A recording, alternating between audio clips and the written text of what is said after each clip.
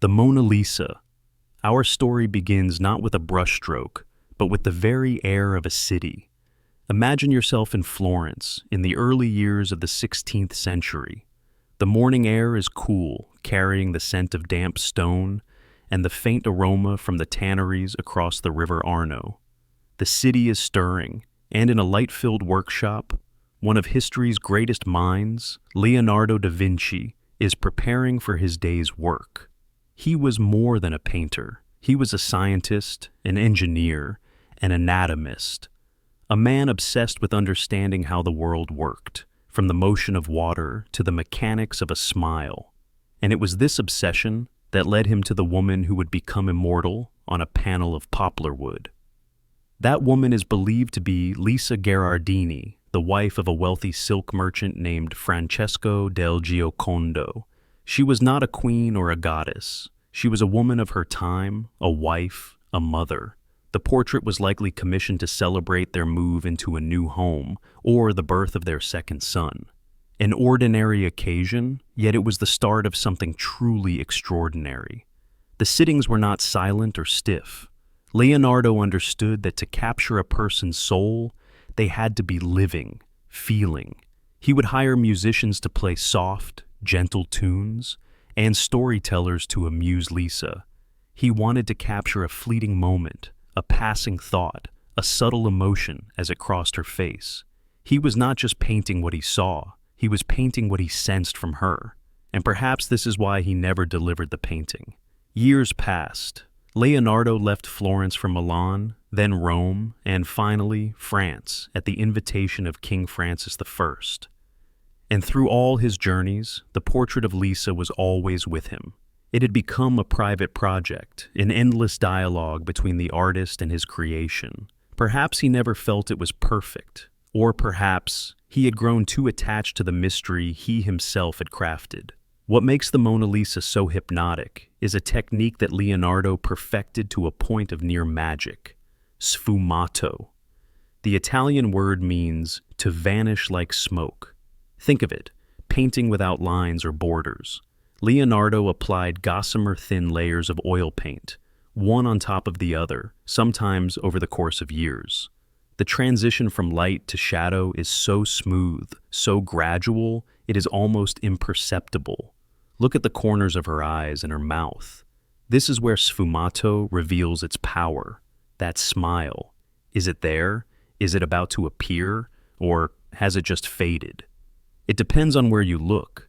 If you stare directly at her lips, the smile seems to vanish because your eye is searching for a clear line that doesn't exist. But when you look at her eyes or her cheekbones, the smile reappears in your peripheral vision, elusive and mysterious. It is an optical illusion, crafted by a genius who studied the anatomy of the human eye. He knew exactly how to play with our perception.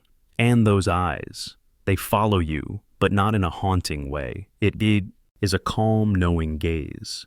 Leonardo brought them to life by studying the structure of real eyes, noting how light reflects on the cornea. There is a moisture, a life in them that was rarely achieved by painters before him. And her hands. Do not forget her hands, resting serenely one over the other. Leonardo believed the hands were just as expressive as the face. Lisa's left hand gently rests on her right wrist. The posture is exquisitely natural and relaxed, creating a sense of peace and stability that contrasts with the ambiguity of her face. They are an anchor for the viewer, a statement of her real, physical presence in a world of mystery. Behind her is not a room, but a fantastical, almost dreamlike landscape. This is not a real place in Tuscany. It is a landscape of the mind, an internal world made external. The landscape is split into two mismatched halves. To our right, the winding road, the bridge, and the river seem to belong to a man-made, more ordered world. But to the left, the landscape is wilder, more primordial, with jagged rocky mountains and still water. This asymmetry is intentional. It could symbolize the dualities of the universe, order and chaos, humanity and nature, life and death. Lisa del Giocondo sits at the intersection of these two worlds, a bridge between the known and the unknown. Leonardo used a technique called aerial perspective, where distant objects are painted as hazier and bluer, mimicking the effect of the atmosphere on our vision. This creates an incredible depth, making the world behind her feel as if it stretches on for eternity. After Leonardo's death in France, the Mona Lisa was acquired by King Francis I and became part of the French royal collection. For centuries, it hung in palaces, from Fontainebleau to Versailles. It was admired by artists and connoisseurs, but it was not yet a global icon. It was one masterpiece among many. Everything changed on a quiet Monday morning, August 21st, 1911. The Louvre Museum was closed for maintenance.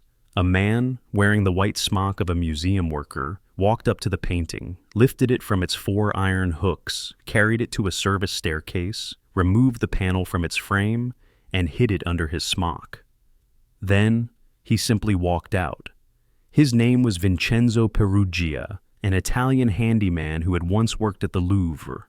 He was not a master art thief. He was a misguided patriot who believed that a masterpiece by an Italian genius like Leonardo belonged in Italy, not France. He kept the painting hidden in a false-bottom trunk in his small Paris apartment for 2 years. The world erupted. The theft was front-page news everywhere. The French police were baffled. They questioned hundreds, including the poet Guillaume Apollinaire and even the painter Pablo Picasso. The Louvre was closed for a week in shame. When it reopened, thousands flocked, not to see art, but to stare at the empty space on the wall where the Mona Lisa used to hang. Its very absence turned it into a legend. 2 years later, Peruggia, running out of patience and money, tried to sell the painting to an art dealer in Florence. The dealer, after authenticating the masterpiece, alerted the authorities. Peruggia was arrested. But in Italy, he was seen by some as a hero. He served only a few months in prison. Before its return to France, the Mona Lisa was exhibited all across Italy in a triumphant tour. When it came back to the Louvre, it was no longer just a painting. It was now a celebrity, a symbol of loss and rediscovery, a national treasure that had journeyed home and back. The theft, ironically, had completed the work Leonardo began. It had made the Mona Lisa immortal. Today, the Mona Lisa lives behind a layer of bulletproof glass, viewed by millions of eyes and camera lenses every year. It has been copied, parodied, and analyzed countless times. It has appeared in films, songs, and novels. It has become part of our global cultural consciousness. But if you could block out the crowds, block out the glass, and just look, you would see that beneath all the stories, all the noise, she is still there. A woman with a quiet smile, sitting peacefully between a wild world and an ordered one. The painting is more than a face. It is a map of knowledge, a meditation on time, nature, and the human condition. It is a question with no final answer, and in that lies its eternal beauty. The mystery is not something to be solved, but something to be felt. And as the image of her gentle, knowing gaze settles in your mind, let us drift from the Florentine hills to another world, another vision, in our journey through the stories behind famous paintings. Salvator Mundi. Does an image hold a memory, or does it hold a question? Before you is not merely a painting on a panel of wood, but a deep and silent pool of time. A face emerges from an impossible darkness, a darkness that feels ancient, absolute. It is a face that has seen the birth and death of empires, a face that has been lost and found, worshipped and doubted. This is the savior of the world, and his story is as much about the shadows he emerged from as the light he seems to command. The air in Leonardo da Vinci's studio, around the year 1500, would have been thick with the scent of linseed oil, ground pigments, and the faint, dusty smell of walnut wood. Leonardo, now a man in his late 40s, was not just a painter. He was a man obsessed with the inner workings of the world, with the flow of water, the anatomy of the human body, the secrets of light and shadow. And in this painting, he sought to capture something beyond anatomy, beyond even light. He sought to paint the divine. Let your gaze settle upon the face of Christ. It is not a face of judgment, nor one of ecstatic passion. It is a study in profound, almost unnerving serenity. Leonardo uses his signature technique, sfumato, the art of smoke, to render the features. There are no hard lines here. The corners of the mouth, the edges of the eyes, the bridge of the nose, they all seem to dissolve softly into the surrounding shadow. It's as if the figure is not made of flesh and bone, but is coalescing from the very air, a vision caught between two worlds. The curls of his hair, rendered with the precision of a scientific drawing, fall in perfect, almost mathematical spirals, each strand catching a whisper of light. Leonardo, the scientist, saw the divine geometry in nature, and he bestows it here upon the Son of God. The expression is ambiguous, a quality Leonardo mastered. Is it sadness, compassion, a deep, knowing peace? Like the famous smile of his Mona Lisa, the answer lies not on the canvas, but within the person looking at it. Now, allow your attention to drift downwards, to the two hands that anchor the composition. One is raised in a gesture of blessing, the fingers delicately poised. It is a human hand, rendered with perfect anatomical understanding, yet it seems to hold an otherworldly power. But it is the other hand, the left hand, that holds the greatest mystery of the painting. It cradles a crystal orb, a perfect transparent sphere. This orb represents the world, the cosmos, over which Christ is sovereign. But here, Leonardo, the master of optics and the physics of light, does something strange. The orb is rendered with crystalline clarity. You can see the faint details of the palm and the blue robe through it. Yet, it does not magnify or distort the view behind it, as a solid glass sphere would. Scholars have debated this for centuries. Was this a rare mistake from the master, or was it a deliberate theological statement? Perhaps Leonardo was suggesting that the divine is not bound by the laws of earthly physics, that Christ's power is so absolute, it holds a perfect, undistorted vision of the world in his hand. The orb becomes a window not into our reality, but into a divine one. Notice the three faint white dots painted upon its surface. They are inclusions, tiny imperfections, perhaps Leonardo's way of grounding this celestial object in a semblance of reality, a humble nod to the natural world he so loved to study. This painting was likely commissioned by King Louis XII of France, a testament to Leonardo's immense fame. For a time, it shone in the collections of royalty. It is believed to have traveled from France to England, where it was owned by King Charles I, a passionate art collector. His royal inventory in 1649 records a Leonard de Vince. But then, as kingdoms fell and fortunes shifted, the painting's light began to dim.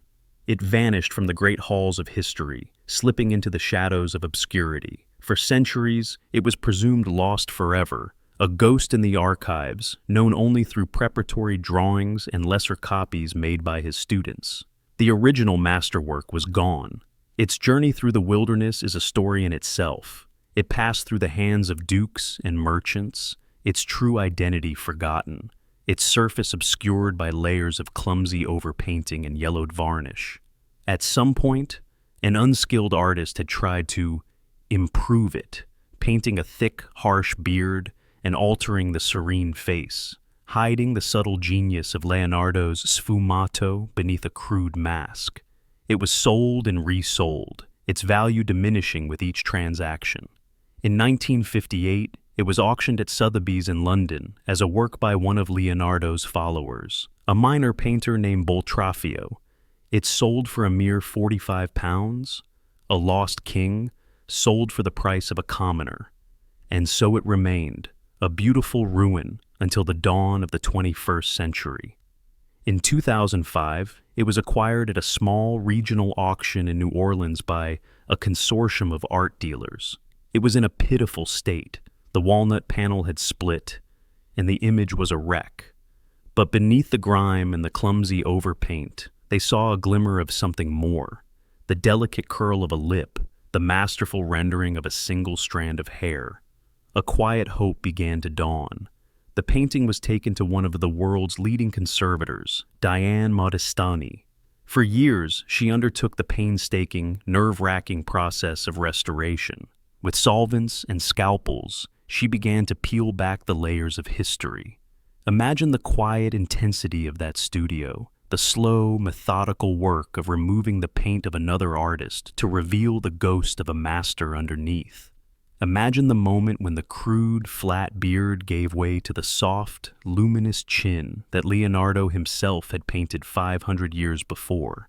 It was an archaeological dig on a wooden panel. As the original image was revealed, the art world began to hold its breath. Experts were flown in from around the globe to examine it. They studied the way the paint was applied, the use of ground glass mixed into the pigment to catch the light, the subtle correction of the thumb on the blessing hand, a pentimento, or artist's change of mind, a hallmark of an original work rather than a copy. The consensus grew. This was not the work of a student. This was the lost Leonardo. The Salvator Mundi had returned from the dead. Its re-emergence culminated in a moment that shook the world. In 2017, it was put up for auction at Christie's in New York.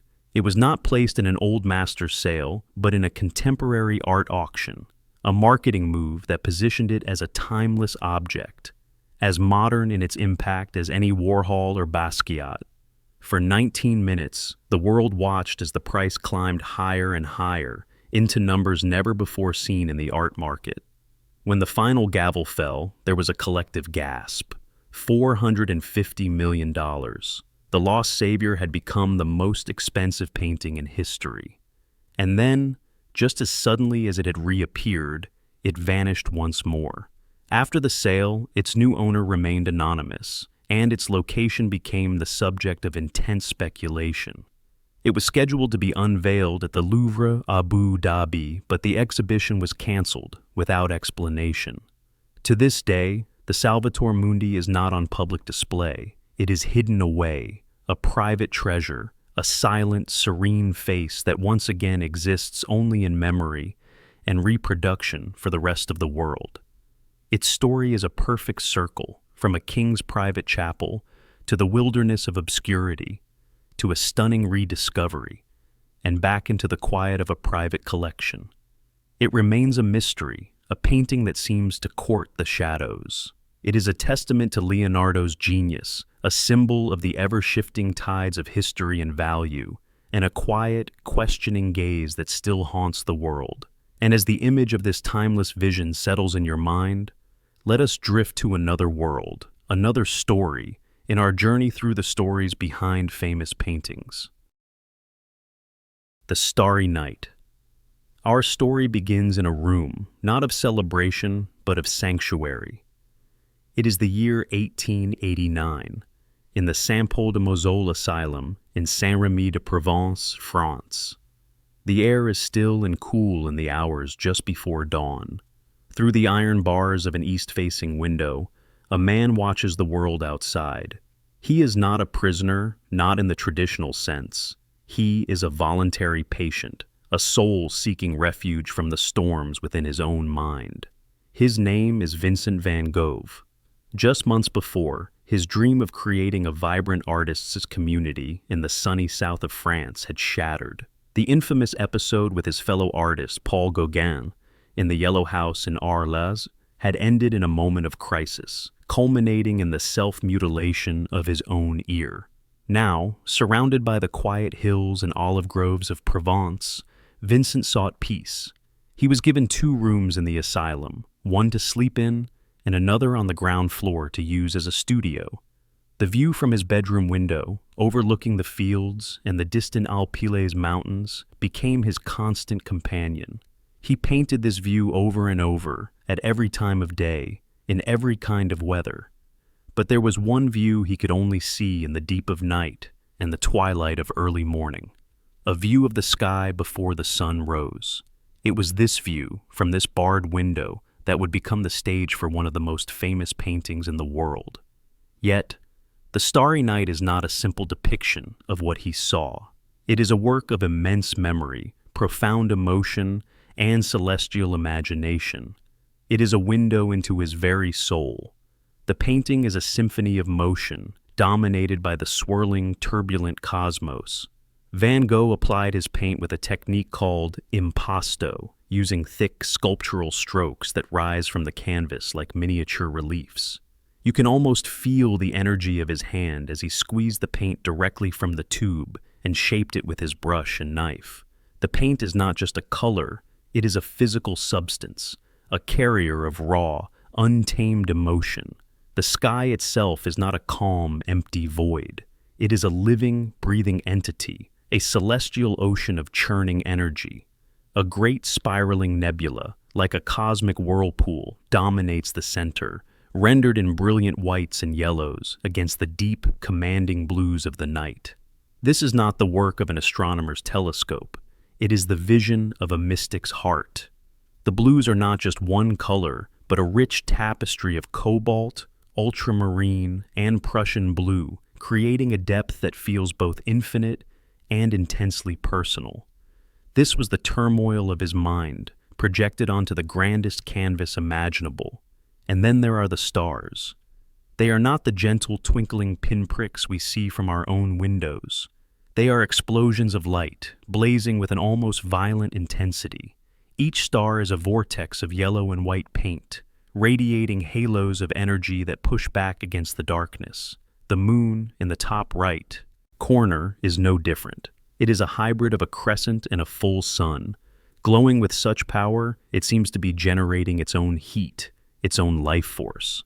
For Vincent, who had found traditional religion wanting, nature was his church, and the celestial bodies were his icons of hope and divinity. Below this magnificent, chaotic sky lies a village, nestled peacefully in the valley. It is quiet, asleep, bathed in the cool light of the heavens. But this village was not visible from his window. It is a memory, a creation. The tall, slender steeple of the church is distinctly Dutch, reminiscent of his homeland, the Netherlands. It is a piece of his past, a symbol of the community and the home he longed for but could not find. The warm yellow light glowing from a few of the windows suggests life, family, and a simple peace from which he felt utterly separate. He, the observer, is outside, looking in, separated by his illness, by his passion, by the very bars on his window. The church steeple, a traditional symbol reaching for God, is dwarfed by the raw, divine power of the natural world above it. Connecting the earthly realm of the village to the heavenly spectacle above is the most dominant and debated element of the painting, the great, dark cypress tree. It rises from the bottom of the canvas like a black flame, its twisting form echoing the swirling energy of the sky. In European tradition, the cypress is a tree of mourning, often found in graveyards, a somber link between life and death. For Vincent, it was all of that, and more. He saw in its upward reach a symbol of struggle, of aspiration, of a desperate, passionate desire to connect with the infinite. It is dark and overwhelming, yet it is also alive, reaching, striving. It is perhaps the most direct symbol of Vincent himself in the entire composition, rooted in the earth but yearning for the stars. In his many letters to his beloved brother Theo, Vincent wrote about his desire to paint the stars. He wrote, "This morning I saw the countryside from my window a long time before sunrise, with nothing but the morning star, which looked very big." He wrestled with the idea of painting at night, a difficult and lonely endeavor. Interestingly, after he completed the Starry Night and sent it to Theo, Vincent himself seemed almost dismissive of it. In one letter, he referred to it as a study and mentioned that he felt other works were more successful. He felt that his imagination had perhaps carried him too far, into a realm of abstraction that he wasn't entirely comfortable with. He, the artist, could not yet see the transcendent power that generations to come would find in it. After Vincent's tragic death in 1890, the painting, like hundreds of his other works, came into the possession of his brother Theo. When Theo also died just 6 months later, it was his widow, Johanna van Gogh Bonger, who became the guardian of Vincent's legacy. It was her tireless work, her belief in her brother-in-law's genius that slowly brought his art to the world's attention. The Starry Night was sold and resold several times before it was finally acquired in 1941 by the Museum of Modern Art in New York City. There, it found its permanent home, and its fame grew exponentially, becoming one of the most revered and recognized works of Western art. Its story is not one of a dramatic heist, but of a slow, quiet journey from the shadows of an asylum room into the bright, unwavering light of global adoration. The drama is baked into its very creation, the profound contrast between the artist's physical confinement and the boundless, cosmic freedom he unleashed on the canvas. It is a testament to the power of the human spirit to find and create breathtaking beauty, even in the midst of profound suffering. Today, the Starry Night is an icon. It exists far beyond the walls of the museum. It is on posters, coffee mugs, and songs. Don McLean's ballad, Vincent, Starry, Starry Night, gave a voice to the painting's poignant beauty, forever linking the swirling sky with the story of a man who was out of season, misunderstood in his own time. The painting resonates with us because it speaks a universal language of loneliness and connection, of chaos and peace, of the terrifying and beautiful turbulence of being alive. It is more than just a landscape. It is a prayer, a scream, a poem written in thick, vibrant paint. It is a reminder that even on our darkest nights, there is a brilliant, explosive light waiting to be seen, if only we have the courage to look up. It is the world not as it is, but as Vincent van Gogh felt it. And as the image of this timeless vision settles in your mind, let us drift to another world, another story, in our journey through the stories behind famous paintings. The card players. Silence has a weight. It has a shape, a color, a presence. In a small, dimly lit room, away from the clatter of the world, two men sit locked in a quiet contest. There is no drama here, no shouted accusations or triumphant gestures. There is only the profound, heavy stillness of absolute concentration. This is not a painting about a game of cards. It is a painting about the gravity of a moment, about the way ordinary life can become as solid and as timeless as a mountain. To understand this quiet masterpiece, we must travel to the south of France, to Aix-en-Provence, the hometown of the painter, Paul Cézanne. By the early 1890s, Cézanne had largely retreated from the bustling, competitive art world of Paris. He was a man of intense focus, often perceived as difficult and reclusive, who found the fleeting fashions of the capital to be a distraction. He sought something more permanent, more real. He found it in the sun-baked landscapes of his home, in the rugged form of Mont Sainte-Victoire, which he would paint again and again, and in the stoic, weathered faces of the local people. He was not interested in capturing a momentary impression of light, as his impressionist colleagues were. He wanted to build a world on his canvas, to give it the structure and solidity of the earth itself. The men in this painting were not professional models. They were farm laborers from his family's estate, the gens de Buffon, men who worked the soil, whose hands were familiar with the rhythms of the seasons. Their names might have been Paulin Paulet and Alexander, his gardener. Cézanne paid them a small fee to sit for him, not for an hour, but for days, weeks, even months. His process was notoriously slow, a painstaking construction of reality. He would study his subjects with an intensity that could be unnerving, searching for the underlying geometry in the slope of a shoulder, the cylinder of a hat, the sphere of a head. He famously told his models to sit still, as if they were an apple, for he painted a human head with the same objective, analytical eye that he painted a piece of fruit. Let your eyes rest on the two figures. They are monumental. They seem carved from wood or stone, their bodies solid, their jackets painted with broad, constructive brushstrokes that define form rather than texture. Notice the palette of colors Cézanne uses: deep, earthy ochres, somber blues, and muted greens. These are the colors of the Provençal soil. The man on the left, smoking a pipe, leans forward, his body a stable, triangular form. The man on the right is more upright, a solid rectangular block. They are like two opposing forces held in perfect silent balance. Their faces are impassive, their eyes downcast, focused entirely on the cards in their hands. We cannot see their cards, and so we cannot know the state of the game. The tension is not in the play, but in the psychological space between them. The composition is a marvel of calculated geometry. Right in the center, a wine bottle stands like a sentinel, its dark glass catching a single, soft highlight. This bottle is the axis of the scene, the central pillar around which the two figures pivot.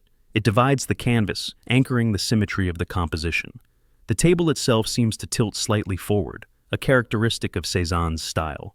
He was not bound by the strict rules of single-point perspective. He painted what he knew to be there, not just what he saw from a fixed viewpoint, giving his objects a strange and powerful presence, as if we are seeing them from multiple angles at once. The table becomes less a piece of furniture and more a stage for this quiet human drama. This painting is the culmination of a long obsession. It is one of 5 canvases Cézanne created on this theme. The earlier versions are more complex, featuring 3, 4, or even 5 players in a more bustling, anecdotal setting. But as he worked through the series, he stripped away everything that was unnecessary. He eliminated the spectators, the extraneous details, the sense of a story. He distilled the scene down to its absolute essence. 2 men, a table, and the silent weight of their concentration. This final, 2-player version is the most powerful, the most abstract, and the most profound. He had found the universal in the particular, the eternal in a simple, everyday ritual. After Cézanne's death, his reputation, which had been built quietly among a small circle of avant-garde artists, began to grow exponentially. He became a near mythical figure, the father of modern art. Young painters like Pablo Picasso and Henri Matisse looked to Cézanne as their master. They saw in his work a new way of seeing, a way of breaking down the world into planes of color and geometric forms. The solid, blocky forms of the card players directly prefigure the revolutionary art of Cubism. In the quiet concentration of these 2 French peasants, the seeds of a 20th century artistic revolution were sown. For most of the 20th century, this version of the card players resided in a private collection, rarely seen by the public. Its journey, like the painting itself, was a quiet one.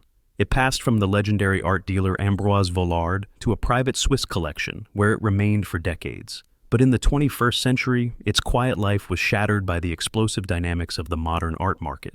In 2011, the painting was sold in a private transaction. The buyer was the royal family of Qatar, and the price was staggering, estimated to be over $250 million, making it, at the time, the most expensive single work of art ever sold. The story became a global headline. A painting of humble farm laborers, created by a reclusive artist in the French countryside, had become a symbol of global wealth and cultural ambition. The contrast is immense, and it speaks to the enduring, almost mystical power that Cézanne's work holds. But let us leave the noise of the auction houses and the world of finance behind. Let us return to the stillness of that room. What Cézanne gives us is a moment of profound human dignity. He elevates these simple men to the status of kings or saints in an altarpiece. He asks us to look, and to look deeply, at the importance of small moments. In a world that was rapidly industrializing, a world of speed and change, Cézanne found a deep and abiding truth in things that were slow, solid, and enduring. He found it in a mountain, in an apple, and in the silent communion of 2 men, lost in a game of cards. And as the image of this timeless vision settles in your mind, let us drift to another world, another story, in our journey through the stories behind famous paintings. The Scream. Our story begins on a bridge, suspended between a placid city and a sky on fire. It is a story that takes place not over years, but in a single, heart-stopping moment. It is a portrait not of a person, but of a feeling, a raw, universal sensation that transcends time and language. To understand it, we must walk back to the late 19th century, into the mind of the man who gave this feeling a face, the Norwegian artist, Edvard Munch. Munch's world, from his earliest days, was shrouded in shadow. He was born into a family stalked by illness and grief.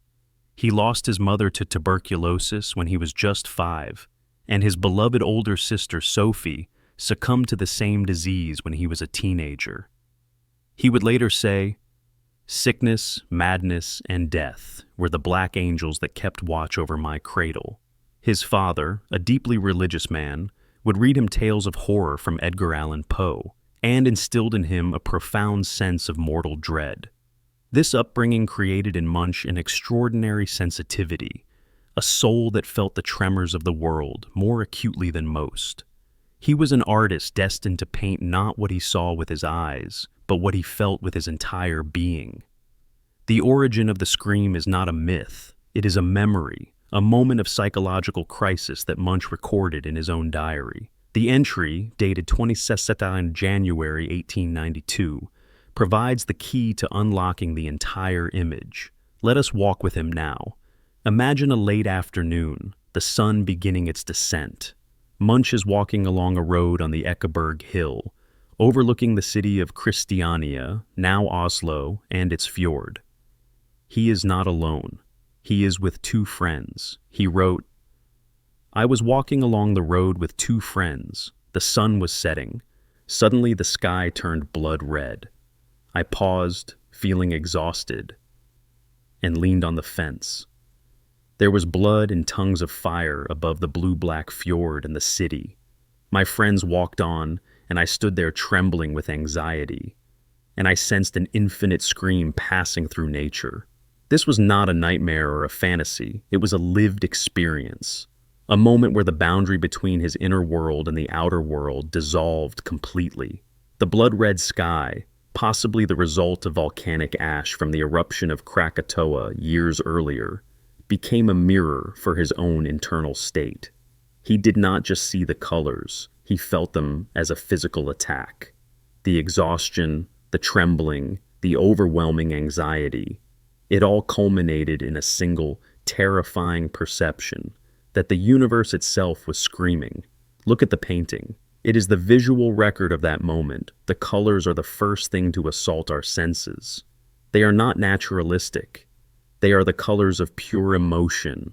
The sky is a vortex of violent orange, fiery yellow, and blood red, clashing against the deep, melancholic blues and blacks of the landscape. The lines of the sky and the fjord are not calm or straight. They are sinuous, undulating, vibrating with the same terrible energy. It is a technique known as synesthesia, where the senses merge. Munch is painting a sound. He is making us see the scream he felt. Now look at the bridge. It cuts through the canvas with a rigid, almost brutal linearity. Its straight lines are a stark contrast to the fluid chaos of the natural world around it. The bridge represents order, human construction, the rational world, but it offers no comfort. Its sharp receding perspective pulls us deeper into the painting's vortex of panic, as if we too are trapped on this path. And on that path, we see the two friends Munch mentioned. They are distant, dark figures walking away, completely oblivious to the cosmic horror unfolding. They represent the indifferent world, the normal, everyday life that continues on, unaware of the individual's private torment. Their presence only heightens the central figure's profound sense of isolation. And then, there is the figure itself. It is the heart of the painting, the icon of anguish. It is genderless, its features barely defined. The head is like a skull, the body a twisting, boneless form that echoes the writhing lines of the landscape. This is not a self-portrait in the traditional sense. It is a portrait of an emotion, a depersonalized symbol of human suffering. And notice the most crucial detail, the hands. They are pressed firmly against the sides of its head, covering its ears. This is the great misunderstanding of the scream. The figure is not screaming. The figure is trying to block out the infinite scream it hears coming from nature itself. It is a receiver of agony, not the source. The open mouth, the wide eyes, they are a reaction of pure primal terror to an unbearable sensory overload. Munch was so consumed by this vision that he created it not once, but multiple times. There are two painted versions, two pastel versions, and a lithograph stone from which he could print the image. He was obsessed with capturing and reproducing this singular moment of existential dread. On the frame of one of his pastel versions, he even inscribed the words from his diary, forever tying the image to its haunting origin story. For decades, the scream was a powerful but largely art-historical treasure. Its journey into global superstardom, however, was fueled by drama. The painting has been stolen twice. The first time was in '94, on the very day the Winter Olympics opened in Norway. Thieves brazenly broke into the National Gallery in Oslo, stealing the original 1893 painted version. They even left a postcard that read, "Thanks for the poor security." The world was stunned. After a dramatic 3-month investigation involving undercover police, the masterpiece was recovered, unharmed. 10 years later, in 2004, it happened again.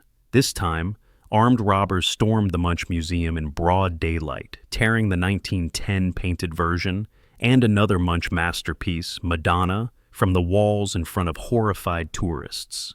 For 2 years, the art world feared the paintings were lost forever, possibly damaged or destroyed. But in 2006, they too were recovered by Norwegian police. These heists, while criminal, paradoxically launched the image into a new stratosphere of fame, making it a household name synonymous with priceless, stolen art. Today, the influence of the Scream is inescapable. It is considered a foundational work of the Expressionist movement, an artwork that prioritizes subjective feeling over objective reality. But its legacy extends far beyond art galleries. It has become the universal symbol for modern anxiety. We see echoes of it in the face of the child in the movie Home Alone, in the mask of the killer in the Scream horror films, and most ubiquitously, in the emoji keyboard on our phones. It is a visual shorthand for dread, panicky, and psychological turmoil. In the end, the Scream is not a painting we look at it for comfort or for conventional beauty. We look at it for truth. It is a profoundly courageous work of art, an artist's unflinching willingness to confront the darkest corners of his own psyche and, in doing so, to give a face to a feeling that lives inside all of us. It is the silent, visual confirmation that sometimes the world can be an overwhelming place. It is a masterpiece born from a moment of terror that somehow offers us the strange comfort of being understood. And as the image of this timeless vision settles in your mind, let us drift to another world, another story, in our journey through the stories behind famous paintings. Interchange. Sometimes, to tell a story, you must forget words, forget forms, and speak only in the language of color and emotion. Before you is not a picture of a thing, but the record of an event.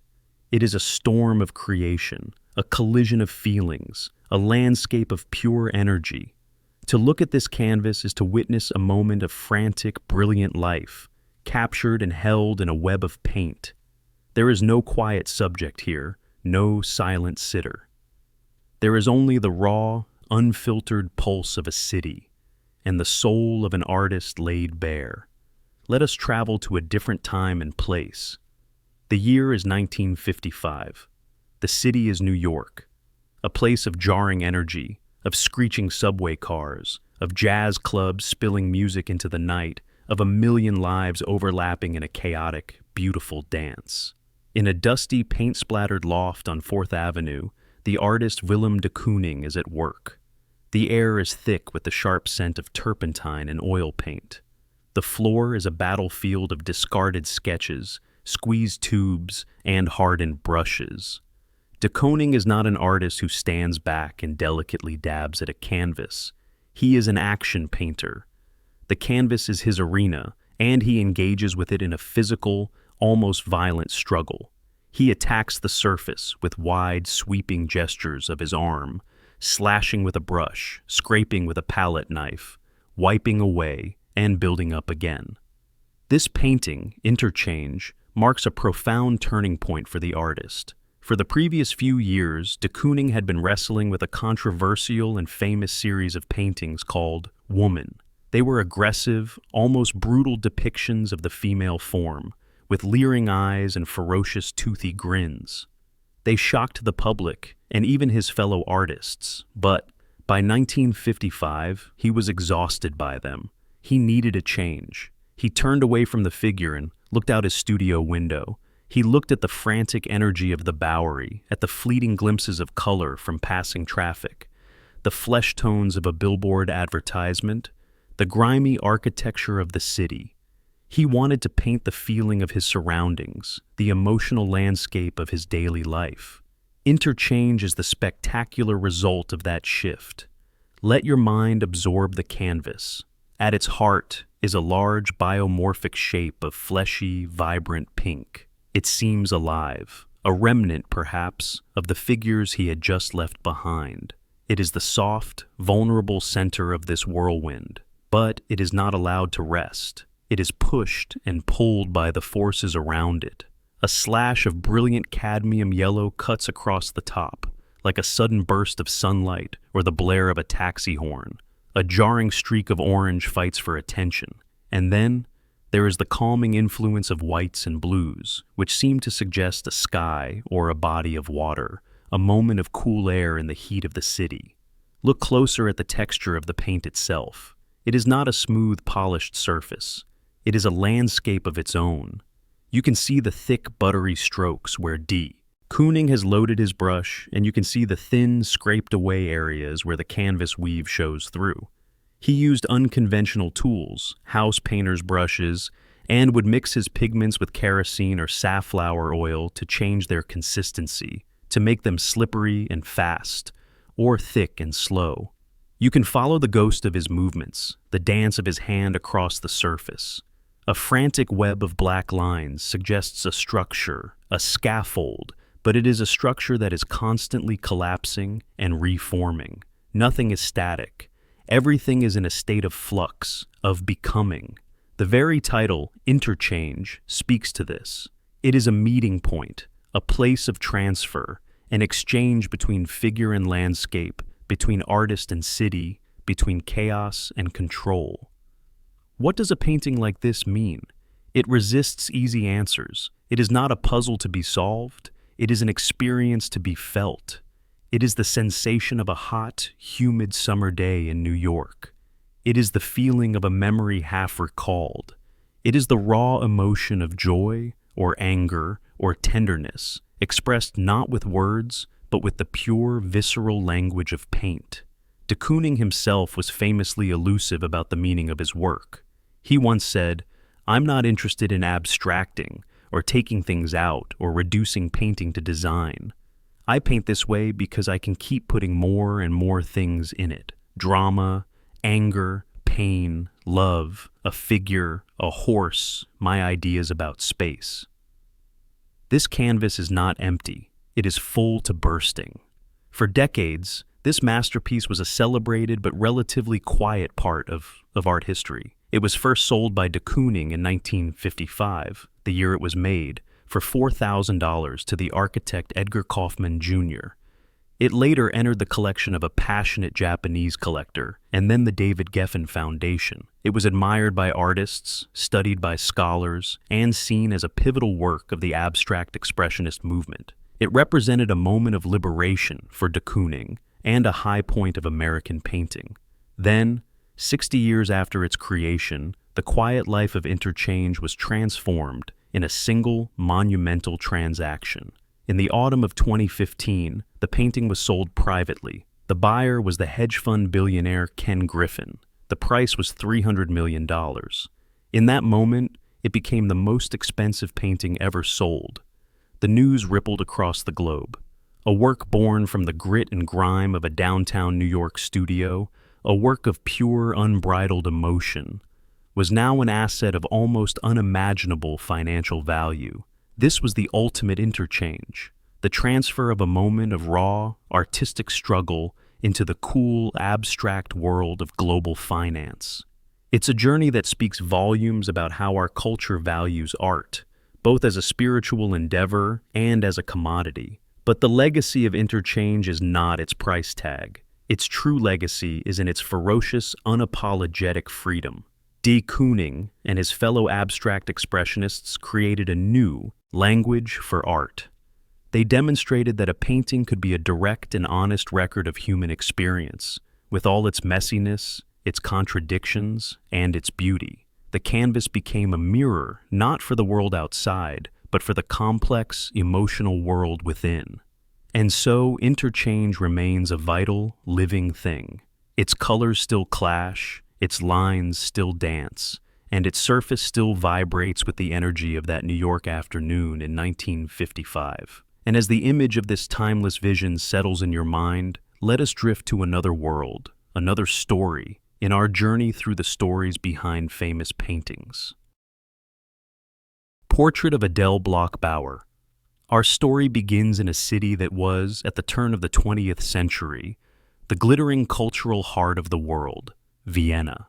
It was a city of waltzes and psychoanalysis, of imperial splendor and artistic rebellion. And at the center of this vibrant world was an artist, Gustav Klimt, who dared to create a new language of art, a language of opulence, symbolism, and shimmering gold.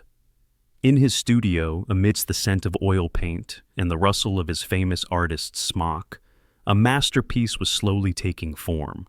For 3 painstaking years, Klimt worked, applying not just paint, but thin, delicate sheets of real gold and silver leaf to his canvas. His subject was no ordinary woman. She was Adele Bloch-Bauer, the wife of the wealthy Jewish sugar industrialist Ferdinand Bloch-Bauer. But more than that, she was a true icon of her time, intelligent, complex, refined, and the hostess of one of the most influential salons in Vienna, where the city's great minds and artists would gather. Adele was the epitome of the modern Viennese woman, yet her life was touched by a deep and quiet melancholy. Frail in health and saddened by the loss of 2 children in infancy, she carried a certain vulnerability that Klimt, with his profound sensitivity, saw and sought to capture. Her husband, Ferdinand, commissioned this portrait, a testament not only to his love for his wife, but also to their status as leading patrons of the arts. They were collectors who embraced the avant-garde, and Klimt was their champion. What emerged from those 3 years of work was not merely a portrait, it was an icon. This was the pinnacle of Klimt's golden phase, a period inspired by a trip to Ravenna, Italy, where he was mesmerized by the ancient Byzantine mosaics. Like those mosaics, which made saints and emperors appear divine and otherworldly, Klimt used gold to lift Adele out of the everyday world. She is not sitting in a Viennese drawing room. She is floating in a shimmering cosmos of her own.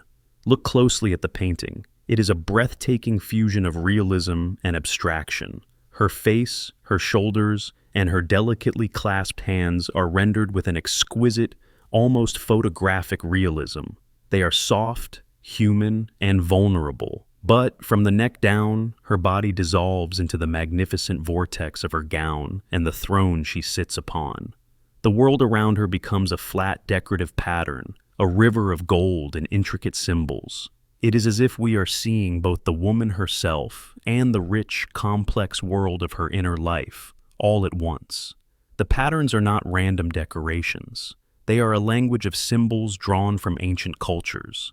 We see stylized Egyptian eyes, the eye of Horus, a symbol of protection and power repeated across her dress. There are Mycenaean spirals representing the eternal cycle of life and death, and decorative egg-like shapes, symbolizing fertility and new beginnings. Klimt masterfully contrasts the geometric, rectangular motifs of the chair she sits in, a symbol perhaps of her husband Ferdinand in the masculine world, with the soft, curvilinear, and organic ovals and eyes that adorn her dress, representing the feminine. She is both constrained by her world and the vibrant, living heart of it. For years, the woman in gold, as she would come to be known, was the dazzling centerpiece of the Bloch-Bauer collection in their Viennese palace. She was a symbol of a golden age, but this golden age was destined to end in darkness. Adele herself would not live to see it. She died suddenly of meningitis in 1925, at the age of 43. In her will, she left a request, not a legally binding demand, but a wish, kindly asking her husband to donate her Klimt paintings to the Austrian State Gallery upon his own death. 13 years later, in 1938, the world shattered. Nazi Germany annexed Austria in the Anschluss. The vibrant Jewish cultural life of Vienna was systematically destroyed. Ferdinand Bloch-Bauer, being Jewish, was forced to flee for his life, leaving behind everything he owned: his home, his business, and his unparalleled art collection. The Nazis stormed the Bloch-Bauer Palace, and their treasures were looted. The portrait of Adele, along with their other masterpieces, was confiscated. In a cruel twist of historical irony, the Nazis, while persecuting and murdering the Jewish people, coveted their art. To disguise the painting's origins, they stripped it of its identity. It was no longer called Portrait of Adele Bloch-Bauer Wers. It was given a new, anonymous name, The Woman in Gold. Under this new title, the portrait of a prominent Jewish woman was displayed in the Belvedere Palace in Vienna, celebrated as a supreme example of Germanic art. Her identity was erased. After the war, Ferdinand died in exile in Switzerland in 1945. The Allied forces began the process of art restitution, but the Austrian government, clinging to the masterpieces, used Adele's will as a pretext to claim ownership. They argued that her request was binding and that the paintings were now the property of the state. For the next 60 years, the woman in gold became the Mona Lisa of Austria, a cherished national symbol whose true story was buried under a shroud of national pride and willful amnesia. The story might have ended there, were it not for Adele's niece, Maria Altmann. Maria had also escaped Vienna, eventually settling in California. For decades, she lived with the memories of her lost family and her stolen past.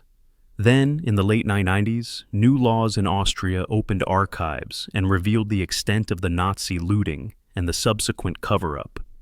An investigative journalist discovered documents proving that the Bloch-Bauer collection had been stolen and that the official story of its acquisition was a lie. And so began one of the most remarkable legal battles in the history of art.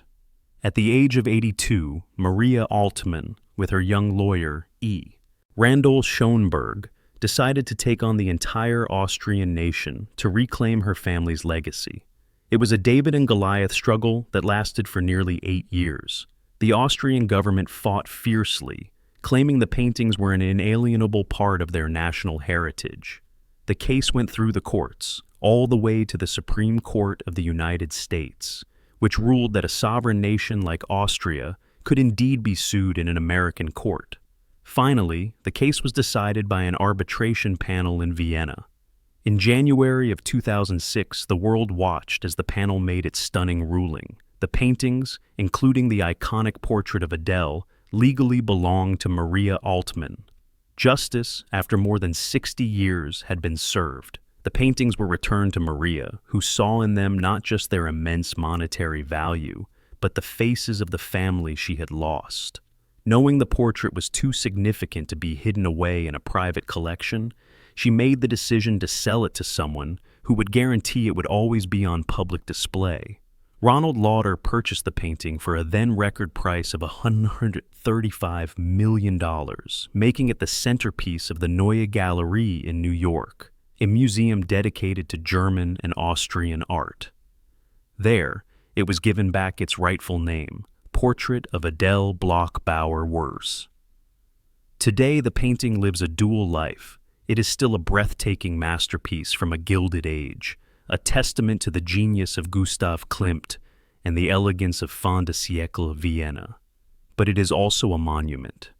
It is a reminder of a brilliant culture destroyed, a story of theft and erasure, and a powerful symbol of justice, memory, and the long, difficult fight to reclaim a stolen past.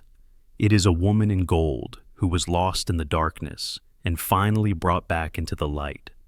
And as the image of this timeless vision settles in your mind, let us drift to another world, another story in our journey through the stories behind famous paintings. Number 17A. This is not a picture, it is a trace.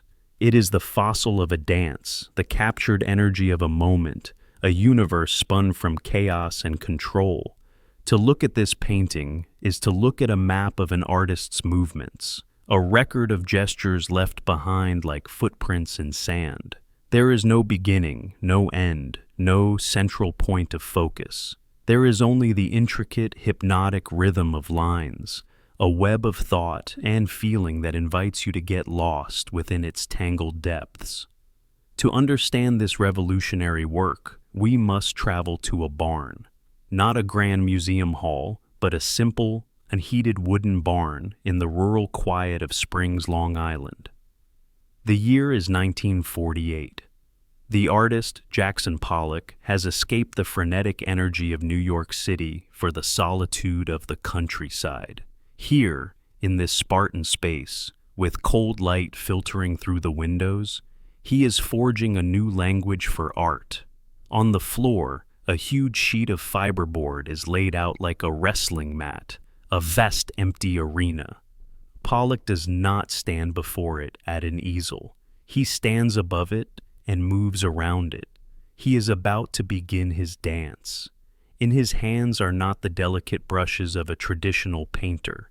He holds sticks, trowels, hardened brushes, and cans of ordinary liquid house paint, enamels and aluminum paints that are fluid, fast, and unforgiving. He is not going to touch the surface of the canvas. He is going to work in the air above it. He begins to move, his body swaying in a focused, almost trance-like rhythm. He dips a stick into a can of black enamel and, with a flick of the wrist and a sweeping arc of his arm, he lets a long, elegant thread of paint fall to the surface below. He circles the canvas, moving, dripping, pouring, spattering. This is not a random act of splashing.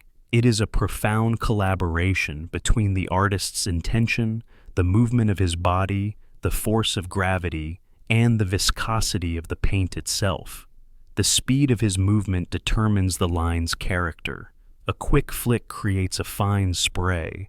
A slow, deliberate motion creates a thick, pooling rope of color. Let your eyes wander through the web of number 17A. There is no story to decipher, no image to recognize. Instead, there is an experience. Follow a single black line as it loops and weaves across the surface, thinning and thickening, crossing over and under other lines. It is like tracing a constellation in a star-filled sky. Then, allow your focus to soften and see the layers. After the initial dynamic web of black was laid down, Pollock introduced softer, more lyrical skeins of white and cream. And finally, there are delicate, judicious accents of yellow, adding points of light and energy to the composition. It is not a flat tangle. It is a deep atmospheric space, a shallow cosmos of immense complexity. It possesses what is now recognized as a fractal quality.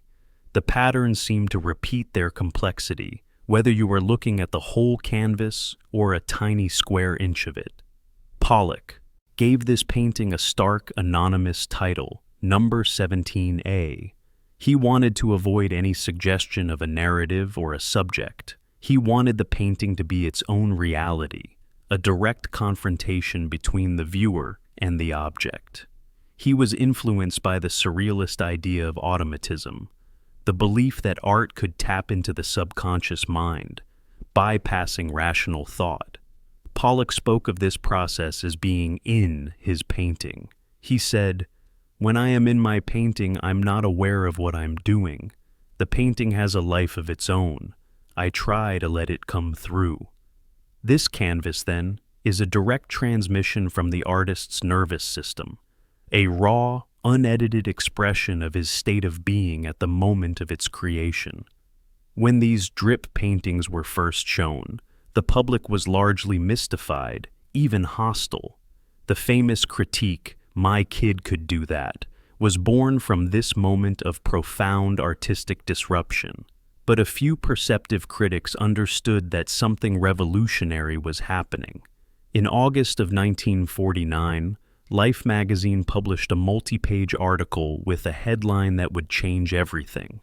Jackson Pollock, is he the greatest living painter in the United States?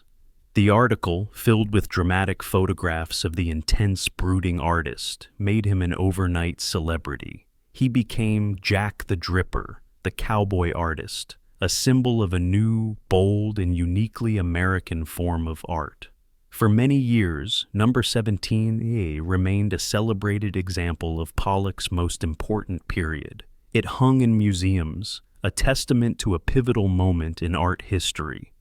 But its quiet life, much like the abstract works of his peers, was destined for a dramatic intersection with the world of modern finance.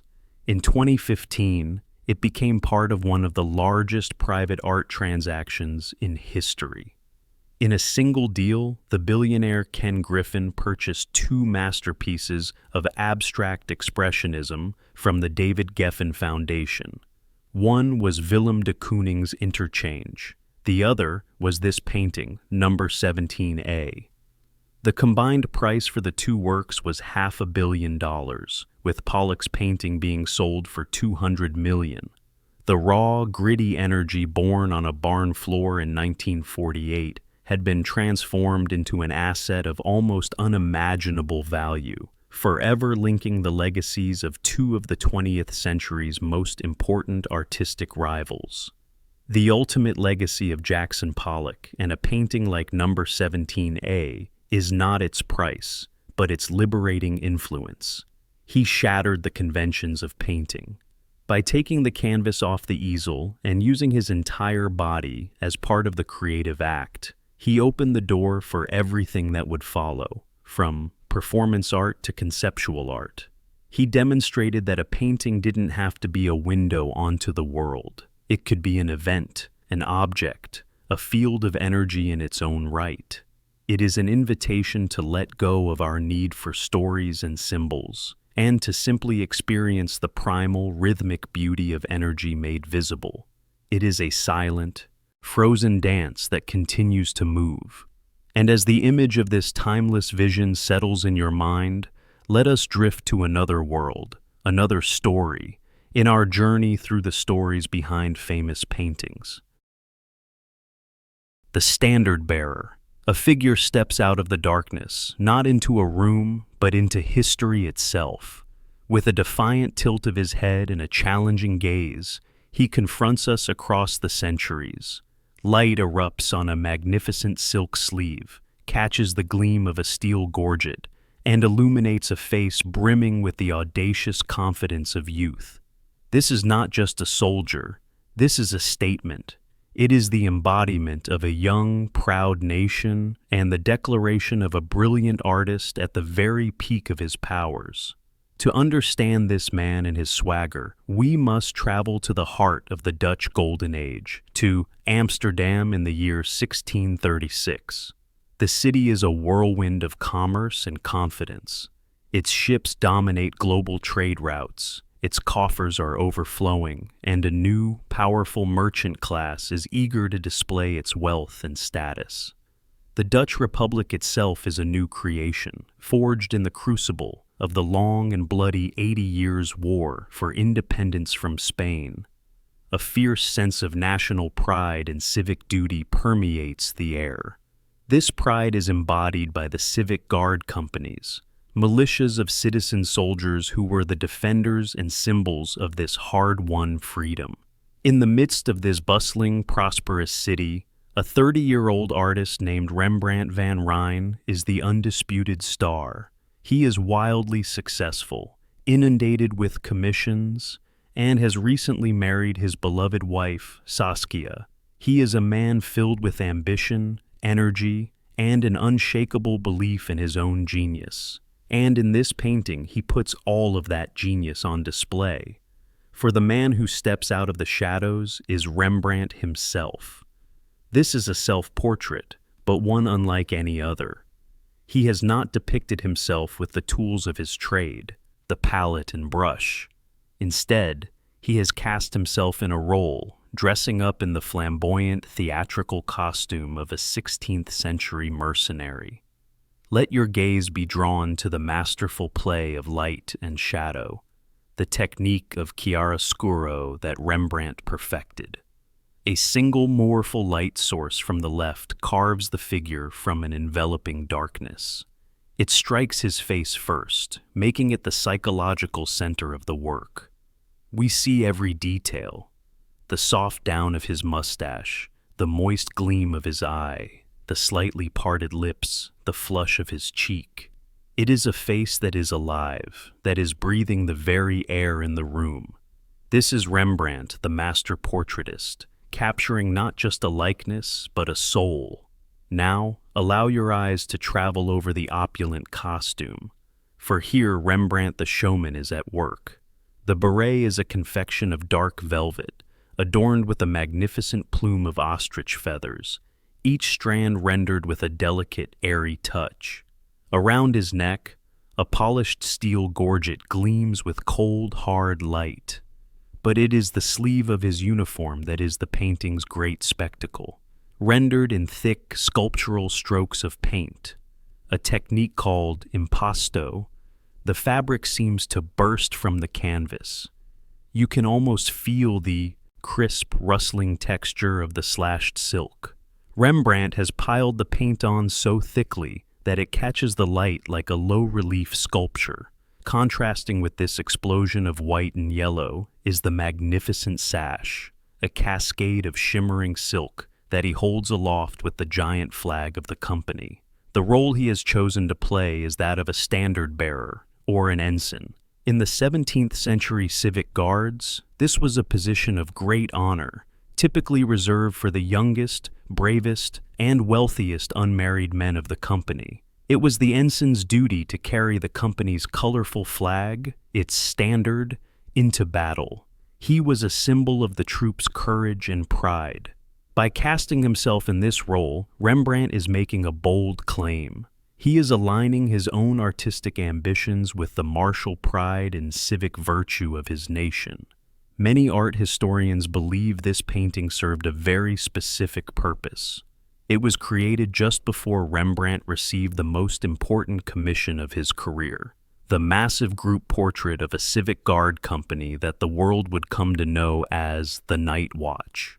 The standard-bearer is thought to have been his audacious advertisement, his calling card, designed to show the officers of the guard exactly what he was capable of.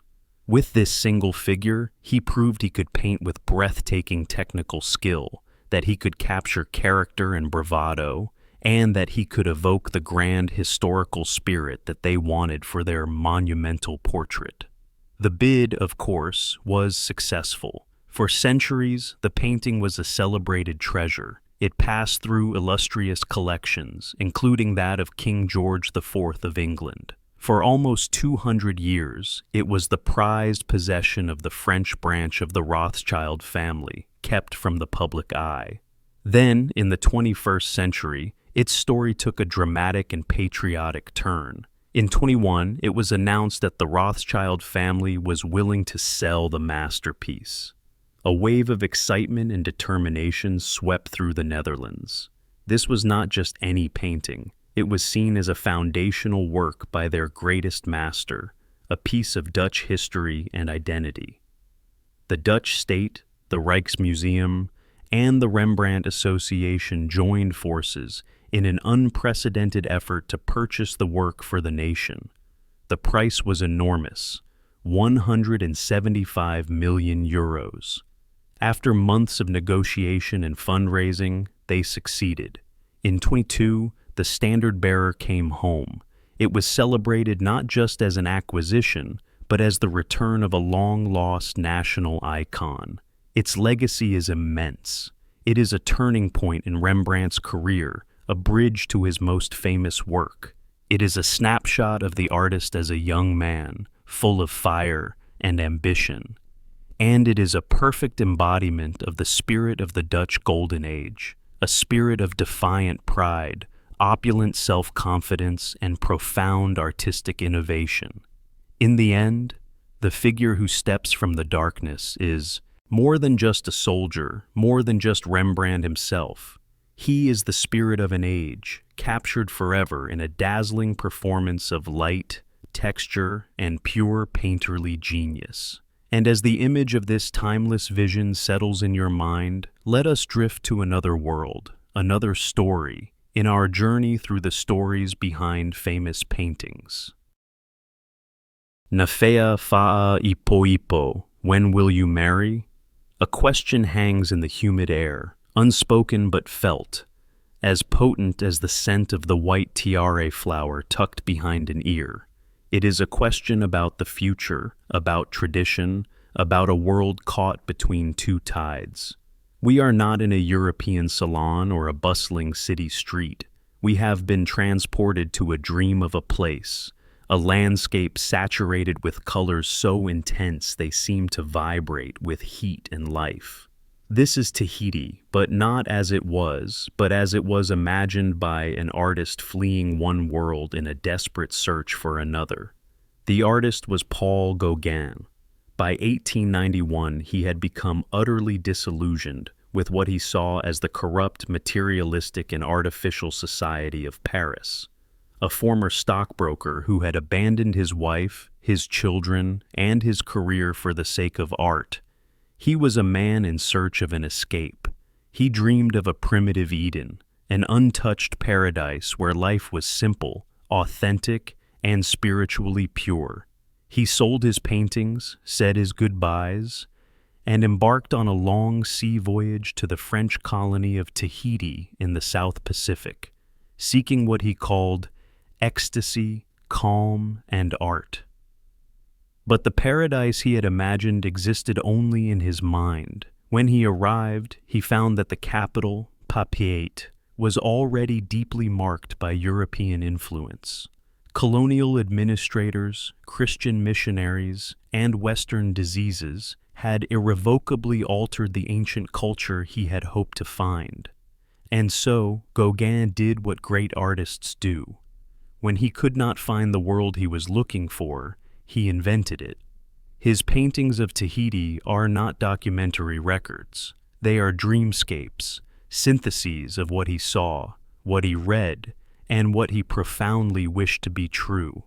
This painting is one of the very first and most powerful of those dreams. Let your gaze settle on the scene before you. It is a landscape of impossible beauty. The ground is not dirt or sand, but a vast, luminous field of golden yellow. Behind it, a body of water glows with a deep, impossible blue. The trees are not just green, they are a symphony of emerald, jade, and olive. Gauguin has abandoned the rules of realistic color. He uses color as a language to express emotion. This world feels mythic, existing outside of ordinary time. He flattens the perspective, simplifies the forms, and outlines them with strong, dark lines, a technique inspired by stained glass windows and Japanese prints. Everything feels solid, symbolic, and intensely deliberate. In the midst of this intoxicating landscape sit two young women. They are the heart of the painting, the focus of its quiet drama. The woman in the foreground is closer to us, her body angled towards the viewer. She is dressed in a traditional pareo, its vibrant colors echoing the landscape around her. Her skin glows with a warm, sun-kissed hue. Her expression is enigmatic, her gaze direct but distant, a mixture of innocence and a subtle, knowing wariness. Tucked behind her left ear is a white tiare flower. In Tahitian custom, this was a signal that a woman was ready for marriage, that she was seeking a husband. She represents Gauguin's ideal, the natural, unspoiled Tahitian Eve, living in harmony with her world. Behind her, slightly higher up, as if on a different plane of existence, sits the second woman. She is a figure of stark contrast. She wears a prim, high-necked mission dress of a severe blue-gray color, a symbol of the Western Christian culture that had arrived on the island. Her posture is more rigid, her expression more stern and watchful. Her hand is raised in a gesture that is difficult to read. Is it a sign of blessing, of warning, or of negotiation? She acts as a chaperone, a guardian, a bridge between the old world and the new. The tension between these two figures is the painting's central story. The entire scene is a silent negotiation between two ways of life, captured in the moment before a decision is made. The title itself, When Will You Marry?, could be a question asked by the older woman to the younger, a question about securing her future in this changing world. Gauguin returned to France in 1893, bringing this and other canvases with him for an exhibition. He hoped they would bring him fame and fortune, but the Parisian public was mostly bewildered. They were accustomed to the soft light of Impressionism or the grand subjects of academic painting.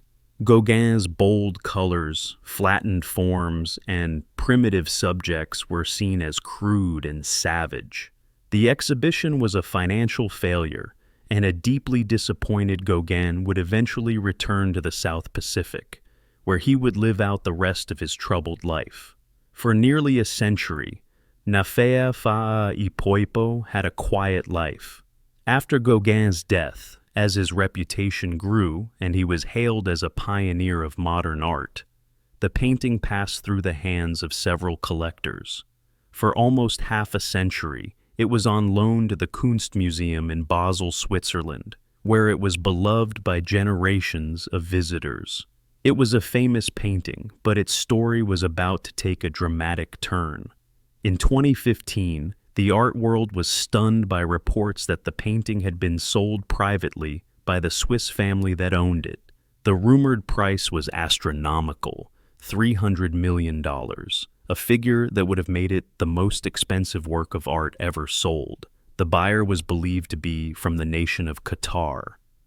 The story of Gauguin's invented paradise became a symbol of globalized wealth, a cultural treasure transformed into a financial asset. However, the story grew even more complex. A lawsuit years later revealed that the spectacular price was not quite as reported. The actual price paid was $210 million. The drama and intrigue surrounding the sale, with its disputed numbers and legal battles, formed a strange modern postscript to the painting's story. A story that began with an artist's rejection of the world of money and commerce. But the true value of this painting lies not in a dollar amount, but in its powerful and complicated beauty. Gauguin's legacy is as complex as the painting itself. He was a revolutionary artist whose bold use of color and form would inspire the next generation of painters, from Matisse to Picasso. Yet today, we also see his work through a different lens, recognizing that his dream of paradise was a colonial fantasy, a vision imposed upon a real place and a real people. This painting is the product of that beautiful and troubling dream. It remains a work of stunning visual power, a sun-drenched moment of tension and choice, forever asking its quiet, insistent question. And as the image of this timeless vision settles in your mind, let us drift to another world, another story, in our journey through the stories behind famous paintings. The Shot Marilyns. How many times must you see a face before it stops being a face? At what point does a person become a product, a smile become a logo, a tragedy become a headline? Before you is an icon, repeated and remade, a ghost in a machine of color and ink. It is the most famous face of the 20th century, but it is not a portrait. It is an echo. It is the sound of a shutter, the flash of a bulb, the hum of a printing press, and the deafening report of a pistol shot, all collapsed into a single haunting image. The year is 1964. The place is New York City. The air is electric with change, with the sounds of Motown, the rise of television, and the birth of a new, cool, detached sensibility. In a cavernous studio on East 47th Street, known as The Factory, a quiet, enigmatic artist with a shock of white hair is orchestrating a revolution. His name is Andy Warhol, and his studio is the epicenter of this new world. It is a space covered in silver foil, a playground for artists, musicians, filmmakers, and socialites, a place where art and life and commerce blur into one another. Here, art is not made with the slow, solitary brushstrokes of the old masters. It is manufactured, assembled, and reproduced. Warhol was obsessed with the surface of modern American life.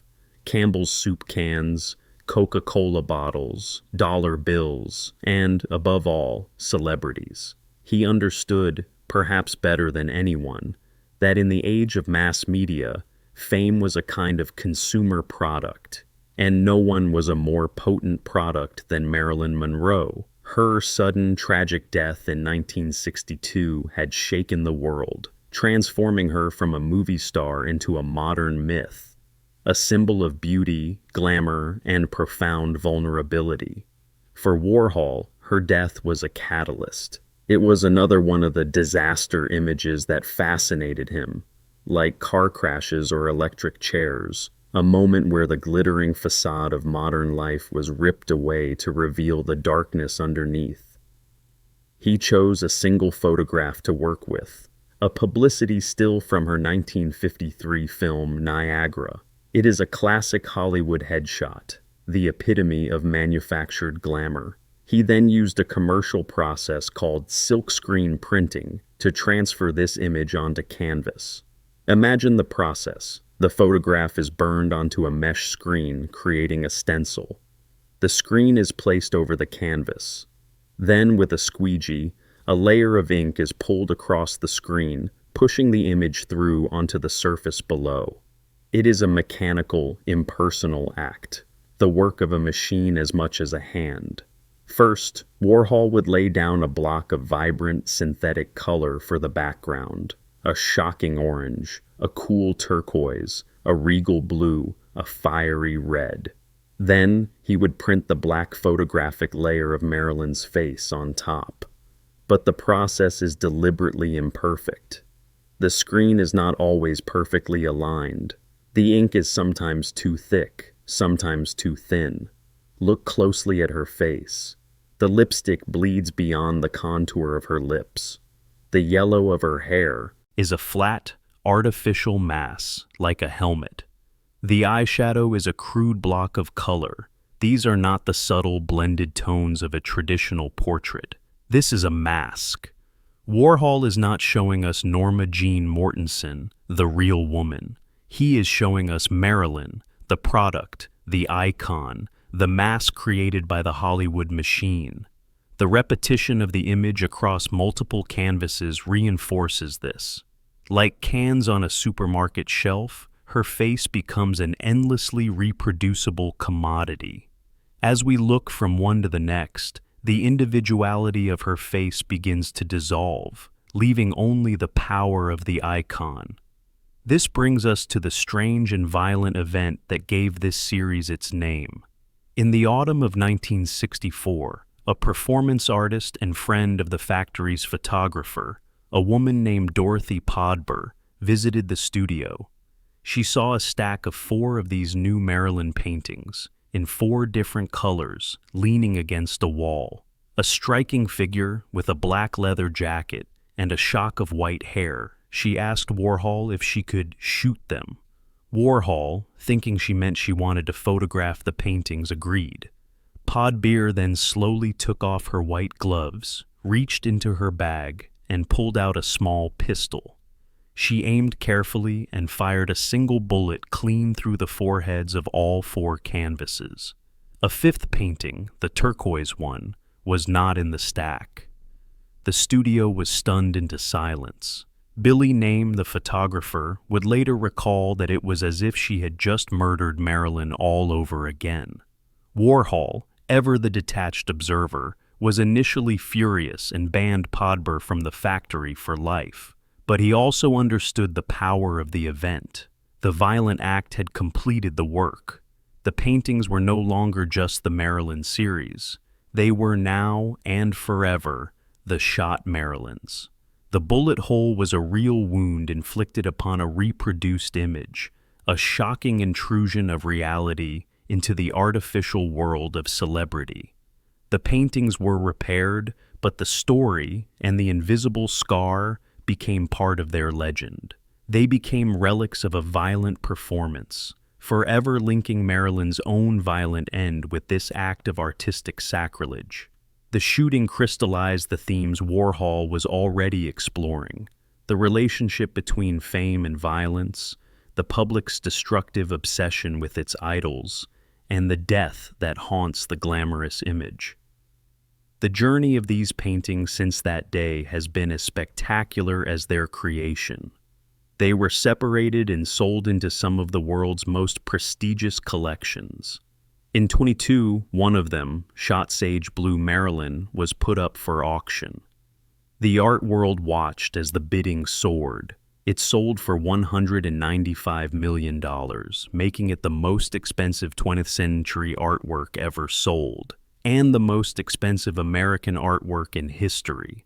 The face of a woman who died in despair, reproduced by a machine, violated by a bullet, had become an object of almost unimaginable value. It is the ultimate Warholian irony, but the power of the shot Marilyns endures beyond the headlines and the auction prices. They are a mirror held up to our culture. They force us to confront our own relationship with the images that surround us. The face of Marilyn, repeated in garish, beautiful color, is both a celebration and an elegy. It is a monument to a star and a tombstone for a person, a vibrant, silent, and unforgettable icon of a media-saturated world. And as the image of this timeless vision settles in your mind, let us drift to another world, another story, in our journey through the stories behind famous paintings. No. 6. Violet, green, and red. Forget for a moment that you are looking at a painting. Forget lines and shapes and objects. Instead, imagine you are standing before a doorway. It is a threshold not into a room, but into a feeling. There is no story here to read, no scene to decipher. There is only the silent, humming presence of color. It is a presence that breathes, that shifts, that pulls you into its soft, luminous depths. You are not looking at a picture of an emotion. You are in the presence of the emotion itself. We are in New York City, in the year 1951. The world is still breathing a long, slow sigh after the cataclysm of the Second World War. The old certainties have been shattered, and in their place is a profound sense of anxiety, but also a raw, searching energy. In the city's art scene, a group of painters, later known as the abstract expressionists, are forging a new kind of art. They believe that painting can no longer be content with depicting the world outside. It must turn inward. It must grapple with the great, timeless themes of the human condition: tragedy, ecstasy, myth, and the void. Among them is a man named Mark Rothko. He is a Russian Jewish immigrant, a deeply intellectual, sensitive, and often tormented soul who is haunted by the darkness of human history. For years, he had painted figures, subway scenes, and surreal mythic landscapes. But he grew to feel that the figure was a barrier, a distraction. He wanted to create a more direct, more potent form of communication, a language that could bypass the intellect and speak directly to the soul. He found that language in color. In his studio, the process was a kind of alchemy. He would stretch a vast canvas and prime it with a thin layer of colored glue, creating a luminous ground that would glow from beneath. Then, he would begin to apply the paint. He mixed his oils with binders like egg or whole turpentine to create thin, translucent washes. Layer upon layer he would apply, sometimes scrubbing the paint on with a rag, sometimes brushing it delicately. He worked for hours, days, weeks on a single canvas, building up a surface that was not flat, but a deep atmospheric field of shimmering light. Let your eyes relax and sink into the canvas before you. At its base is a field of simmering, bruised violet. It is a deep, contemplative color, the color of twilight or a gathering storm. It seems to hold a sense of weight, of tragedy, of the earth. Above it, floating, is a band of cool, mysterious green. It feels like a moment of suspension, a space between two worlds. And then, at the very top, is a rectangle of vibrant, burning red. It is a color of passion, of life, of sacrifice. It is not a solid red, but a field of energy that seems to flicker and pulse. The true magic of a Rothko painting happens at the edges. Notice how the rectangles are not hard-edged shapes. Their borders are soft, feathery, blurred. They seem to hover, to vibrate against one another. The violet bleeds upwards into the green pushes against the red. They are not static blocks of color. They are living, breathing entities in a state of constant, silent negotiation. Rothko wanted his paintings to be seen up close, to fill your entire field of vision, so that you would not be looking at a painting, but be enveloped by it.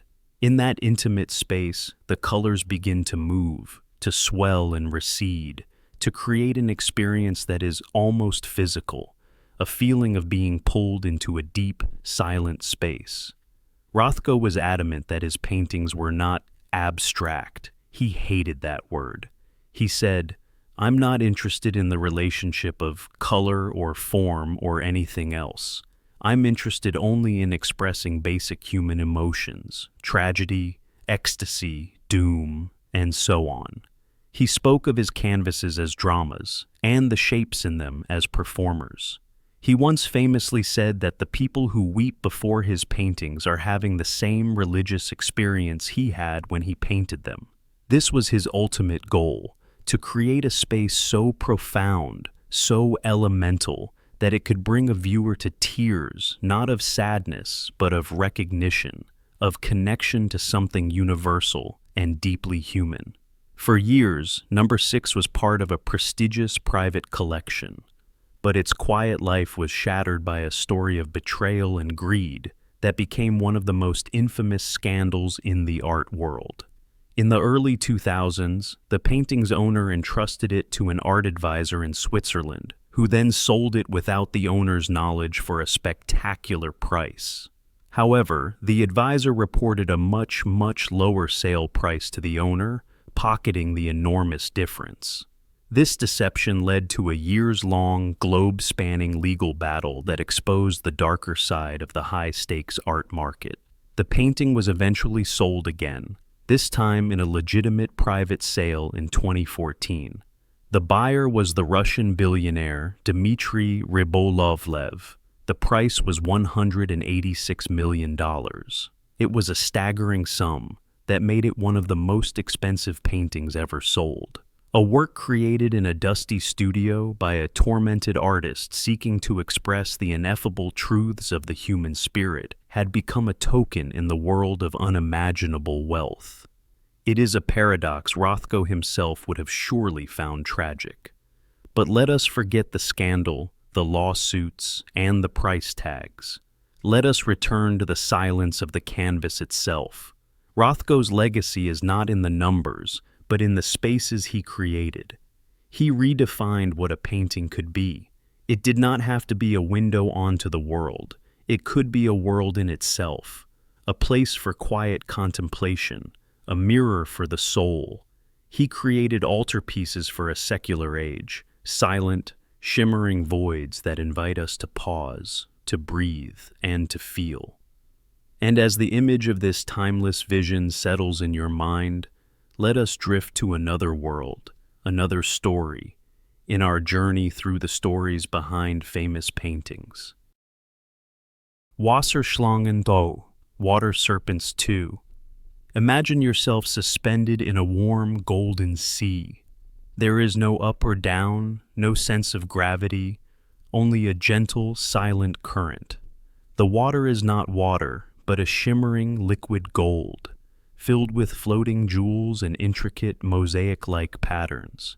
In this otherworldly element, figures drift in a slow, weightless dance, their bodies intertwined in a dream of serene ecstasy. This is not a depiction of our world, but a glimpse into a secret, submerged realm of myth, beauty, and desire. To enter this golden dream, we must travel to Vienna at the turn of the 20th century. Fin de siècle Vienna was a city of dazzling contradictions. On the surface, it was the opulent heart of the Austro-Hungarian Empire, a place of grand waltzes, ornate architecture, and imperial ceremony. But beneath this glittering facade, it was a cauldron of radical new ideas.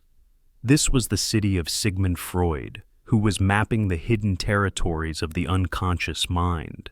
It was the city of Gustav Mahler, whose symphonies wrestled with life, death, and spirituality. And it was the city of Gustav Klimt, an artist who sought to create a new kind of art that could express the complex inner world of the modern soul. Klimt was the leader of the Vienna Secession, a movement of artists who broke away from the conservative traditions of the art establishment. They wanted to create a total work of art, blending painting, architecture, and design into a rich symbolic whole. Klimt himself was a master of this new style. He was a man obsessed with beauty, with myth, and above all, with the sensuous, mysterious power of the female form. This painting, completed around 1907, comes from the absolute zenith of his career, his famous golden phase, where he began to incorporate real gold and silver leaf into his canvases, transforming them into precious, icon-like objects. He was inspired by the Byzantine mosaics he had seen in Ravenna, Italy, with their flat golden backgrounds and spiritual power. But Klimt was not painting saints. He was painting modern goddesses, nymphs, and sirens. He was exploring the themes that fascinated Freud and his contemporaries: the power of dreams, the nature of desire, and the fluidity of identity.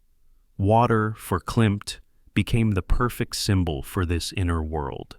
It was the element of the unconscious, a place of transformation, a realm that was fluid, feminine, and mysterious. Let your eyes drift through the golden waters of the canvas.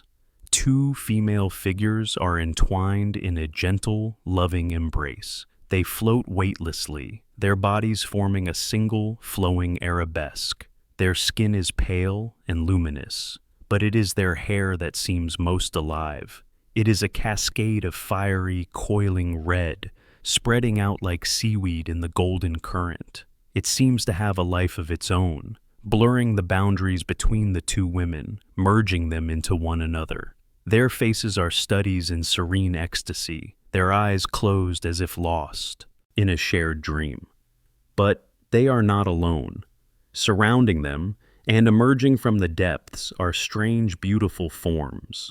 A serpentine creature with a golden, fish-like head presses close, its body a tapestry of intricate cellular patterns. Small, jewel-like shapes, like microscopic organisms or floating gems, drift through the scene. Klimt is not painting a realistic underwater world.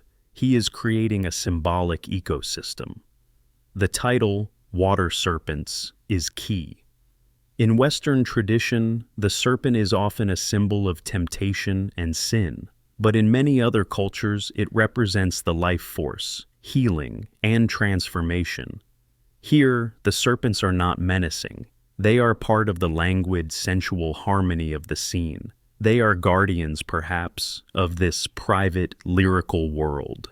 The entire painting is a celebration of same-sex love, a depiction of a self-contained feminine universe, free from the intrusion of the out-east world or the male gaze. The story of this painting after it left Klimt's studio is as complex and dramatic as the era that produced it. It was purchased by Jenny Steiner, a wealthy Jewish widow and a prominent patron of the arts in Vienna. Her home was a center of culture, and this dazzling, sensual work was one of its treasures. But the golden age of Vienna was coming to a dark and violent end. In 1938, with the Anschluss, Nazi Germany annexed Austria. A brutal campaign of persecution and confiscation against the Jewish population began. Jenny Steiner was forced to flee for her life, leaving her home and her magnificent art collection behind. Water Serpents too was confiscated by the Nazis. It was eventually acquired under duress and for a fraction of its value, by a man named Gustav Ucicki. Ucicki was a prominent Nazi filmmaker, a director of propaganda films for the Third Reich. He was also, reputedly, one of Gustav Klimt's several illegitimate children. And so the painting passed from a Jewish victim of Nazi terror into the hands of a Nazi collaborator, who may have been the artist's own son. After the war, the painting remained in Ucicki's possession, and upon his death, it passed to his widow, Ursula. For decades, the masterpiece was hidden from public view, its true ownership a matter of dispute and pain. It was not until the 21st century that the story began to find a resolution. After a long and complicated process, the heirs of Jenny Steiner reached a private settlement with Ursula Ucicki. The painting was finally restituted, its history acknowledged. Soon after, in 2012, the painting was sold in one of the most significant private art sales in history. The buyer was the Russian billionaire Dmitry Rybolovlev, and the price was a staggering $183 million. The story of its sale was later entangled in the same complex legal disputes that involved Rothko's number 6, a saga of the modern art market's dizzying heights and murky depths.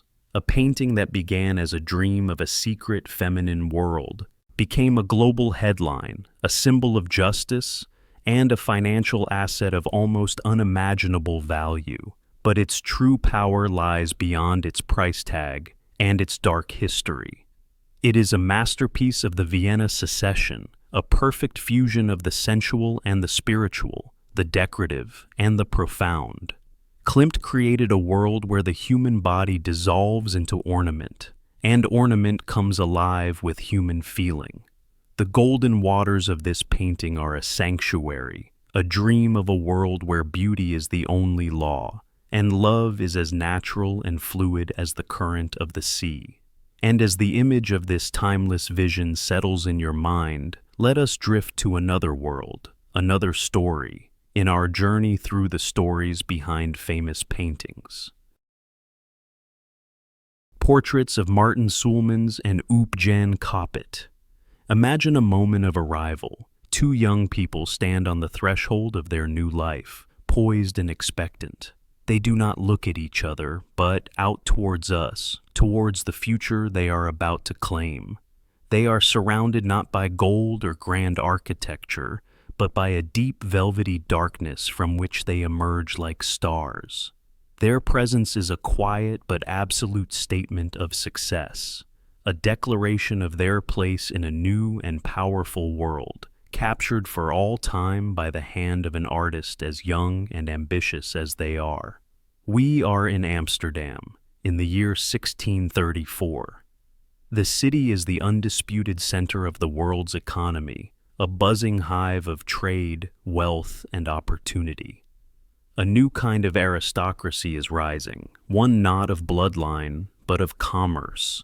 These are the merchant princes, and they are building a new society, one that values piety, hard work, and the tangible rewards of success. And how better to display that success than through art? A portrait was not merely a likeness, it was a legacy, a testament to one's status, wealth, and place in the world.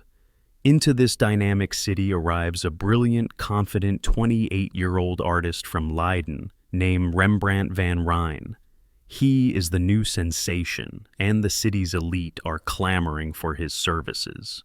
At the same time, a young couple is celebrating their wedding. He is Maerten Suhlmans, the son of a wealthy immigrant who made a fortune in a sugar refinery. She is Jan Koppet, the heiress to one of Amsterdam's oldest and most powerful fortunes. Their marriage is a union of new money and old, a perfect embodiment of the city's social fabric.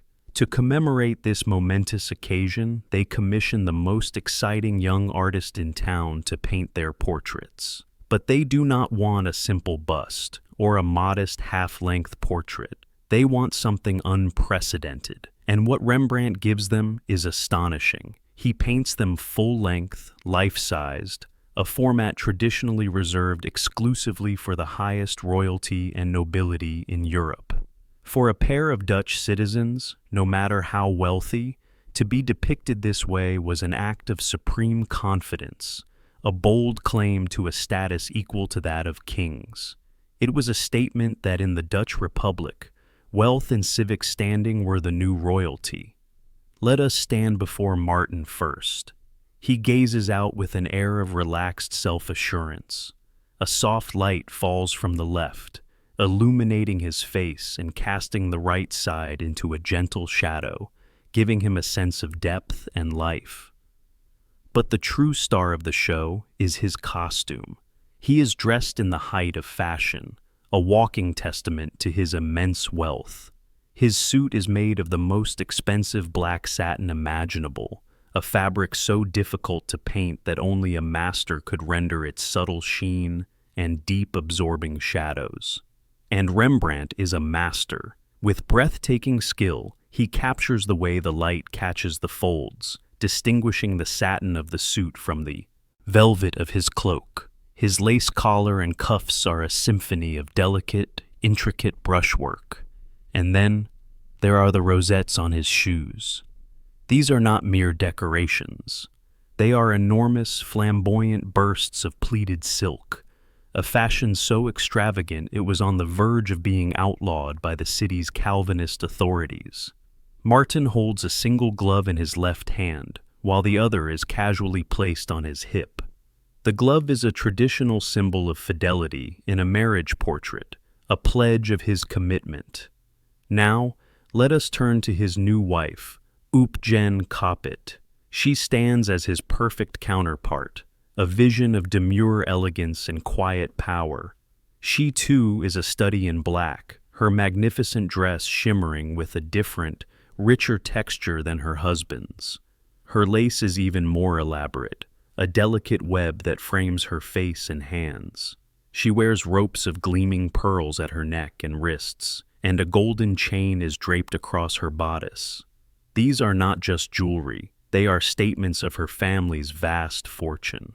In her hand, she holds an ostrich feather fan, another object of extreme luxury, its delicate fronds rendered with a light, almost ethereal touch. Oopjen is pregnant, a subtle sign of the continuity and future of their new dynasty. While Martin is bold and forward, she is more reserved, her body angled slightly away, her expression serene and composed.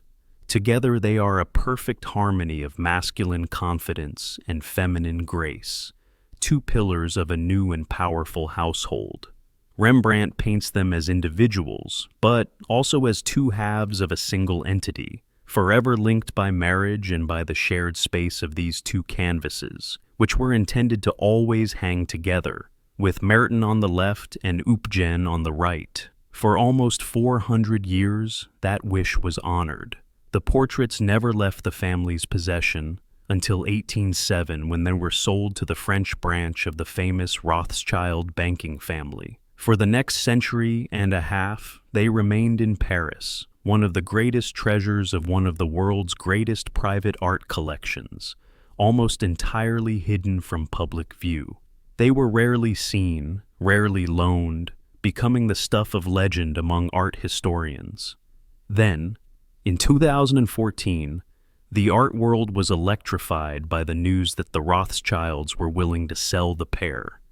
But the price was astronomical, 160 million euros. No single museum could afford such a sum. A bidding war between the world's richest collectors seemed inevitable. But then, something extraordinary happened.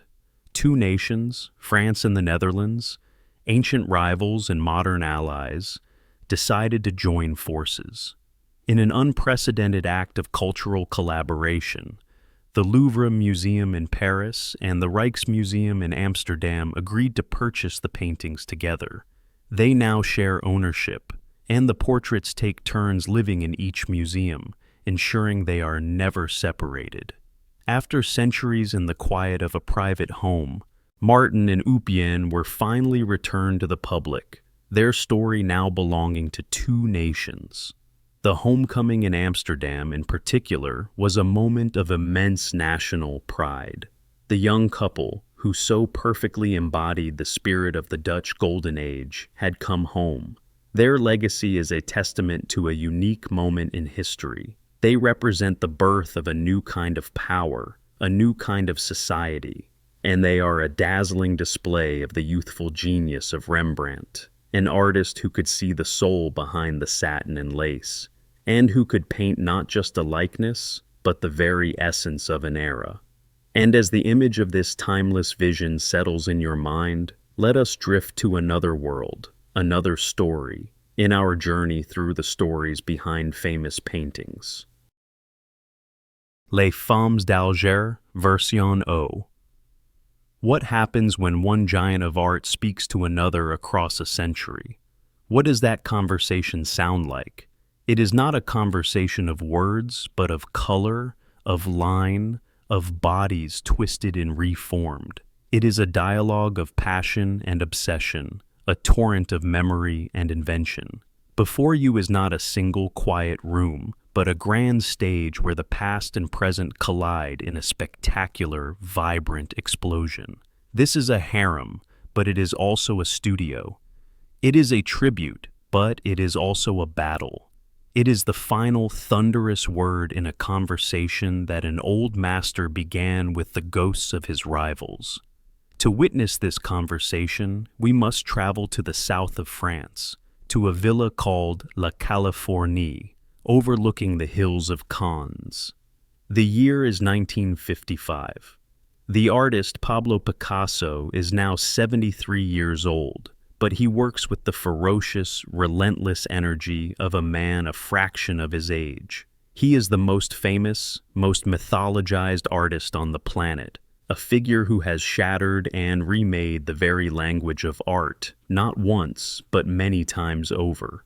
The world around him is one of post-war recovery, of new anxieties and new beginnings. The colonial empires of Europe are beginning to fray, and in Algeria, a violent war for independence has just begun. But the catalyst for this painting is a more personal one. Just a few months earlier, in November of 1954, Picasso's oldest friend and greatest rival, Henri Matisse, had died. For 50 years, they had been the two poles of modern art. Matisse was the master of pure, joyous color and elegant line. Picasso, the master of fractured form and raw, primal energy. They watched each other, they challenged each other, they pushed each other. With Matisse's death, Picasso felt a profound sense of loss, and also a strange sense of liberation. When Matisse died, he said, he left his odalisques to me as a legacy. This series of paintings would become his grand, obsessive elegy for his fallen rival. He chose as his starting point a masterpiece from a much earlier artist he had long admired. Eugène Delacroix's The Women of Algiers in Their Apartment, painted in 1834. Delacroix's painting was a lush, romantic vision of a North African harem, languid, sensual, smoke-filled, and quiet. Picasso would take this serene historical scene and detonate it. Over the course of just 2 months, from December 1954 to February 1955, he would create 15 canvases based on Delacroix's composition, an obsessive series of variations labeled A through O. This painting, version O, is the final, magnificent culmination of that artistic frenzy. Let your eyes be drawn into the scene. It is a space that refuses to be still, a room that seems to be shattering and reforming before your very eyes. This is the language of Cubism, which Picasso had invented decades earlier, now unleashed with the full force of his mature genius. He is not painting what he sees from a single viewpoint. He is painting what he knows is there, showing you the front, the side, and the back of a figure all at once. The room is a kaleidoscope of flattened, overlapping planes, A patterned floor tilts upwards. A wall dissolves into abstract shapes. 4 female figures inhabit this fractured space. On the left, a majestic figure sits enthroned like a queen. This is Picasso's reinvention of Delacroix's main-seated figure. But here, her body is a landscape of interlocking shapes. Her breasts are seen both from the front and in profile, her face a serene mask. Many see in her dark hair and classical profile the features of Jacqueline Rauque, Picasso's new love and muse, who would soon become his second wife. She is both a modern woman and a timeless idol. To her right are 2 other figures, their bodies a sensuous tangle of limbs, their backs to us. And on the far right, a figure lunges into the scene, her arms raised, her torso a powerful combination of geometric forms. This is no longer the quiet, passive harem of Delacroix. This is a world of dynamic, powerful women, deconstructed and reassembled, with a fierce, almost violent energy. Their nudity is not soft and inviting, it is monumental, architectural, as solid as stone. And then there is the color. This is where Picasso pays his most direct homage to Matisse. After years of working in more muted tones, he unleashes a palette of stunning vibrancy. Brilliant reds, deep blues, electric yellows, and cool greens sing out from the canvas. The colors do not stay within the lines. They spill over, creating their own energy, their own rhythm. The painting is a joyous, clashing symphony of pure color, a tribute to the man who had been its greatest master. After its completion, the entire series of 15 paintings was bought by the American collectors Victor and Sally Gans, who were among Picasso's most important patrons. They kept this final, grand version for themselves and sold the others, and for decades, version O was the crown jewel of their legendary collection. It was seen as the culmination of Picasso's late work, a masterful synthesis of his lifelong obsessions, the dialogue with the old masters, the deconstruction of the human form, and the celebration of female energy. Its quiet life as a treasured part of a private collection came to a spectacular end in the 21st century. After the deaths of Victor and Sally Gans, their collection was sold. And in May of 2015, Les Femmes d'Alger, version O, was the star lot at a Christie's auction in New York. The atmosphere in the sales room was electric. This was not just another painting, it was a landmark of art history. For 11.5 minutes, the world watched as a tense bidding war unfolded, with the price climbing into uncharted territory. When the final gavel came down, the room erupted in applause. The painting had sold for $179.4 million, shattering the world record for any work of art ever sold at auction. A conversation between artists, started in 1834 and finished in 1955, had become a global news event, a symbol of the dizzying heights of the modern art market. But its true value lies not in its price. It is the record of an artist at the height of his powers, wrestling with the ghosts of art history and creating something entirely new. It is a painting of explosive energy and profound historical resonance, a boisterous, brilliant, and deeply personal conversation between 3 of the greatest painters who ever lived, Delacroix, Matisse, and Picasso himself. And as the image of this timeless vision settles in your mind, let us drift to another world, another story, in our journey through the stories behind famous paintings. Masterpiece. My, oh my, I'm supposed to be in a bathing suit. This is not a line from the painting you see before you, but from the comic book panel that inspired it.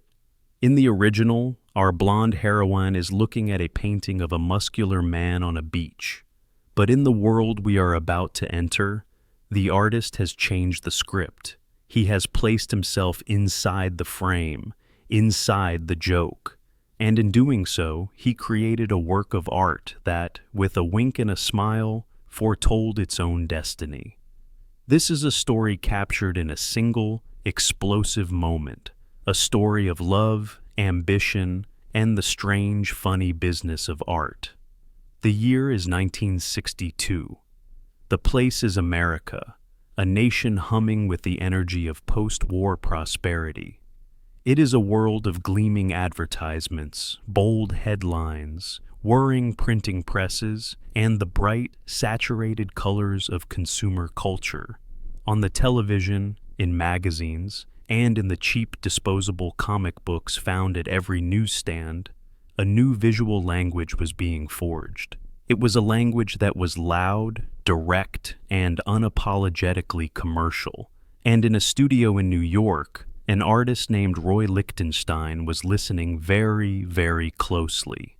For years, Lichtenstein had been a struggling artist, working in the dominant style of the time, abstract expressionism. But he felt disconnected from it. It was a language of grand, heroic gestures and deep, personal angst. Lichtenstein, a quiet, methodical man with a wry sense of humor, was looking for something else. He found it in the most unlikely of places, the funny pages.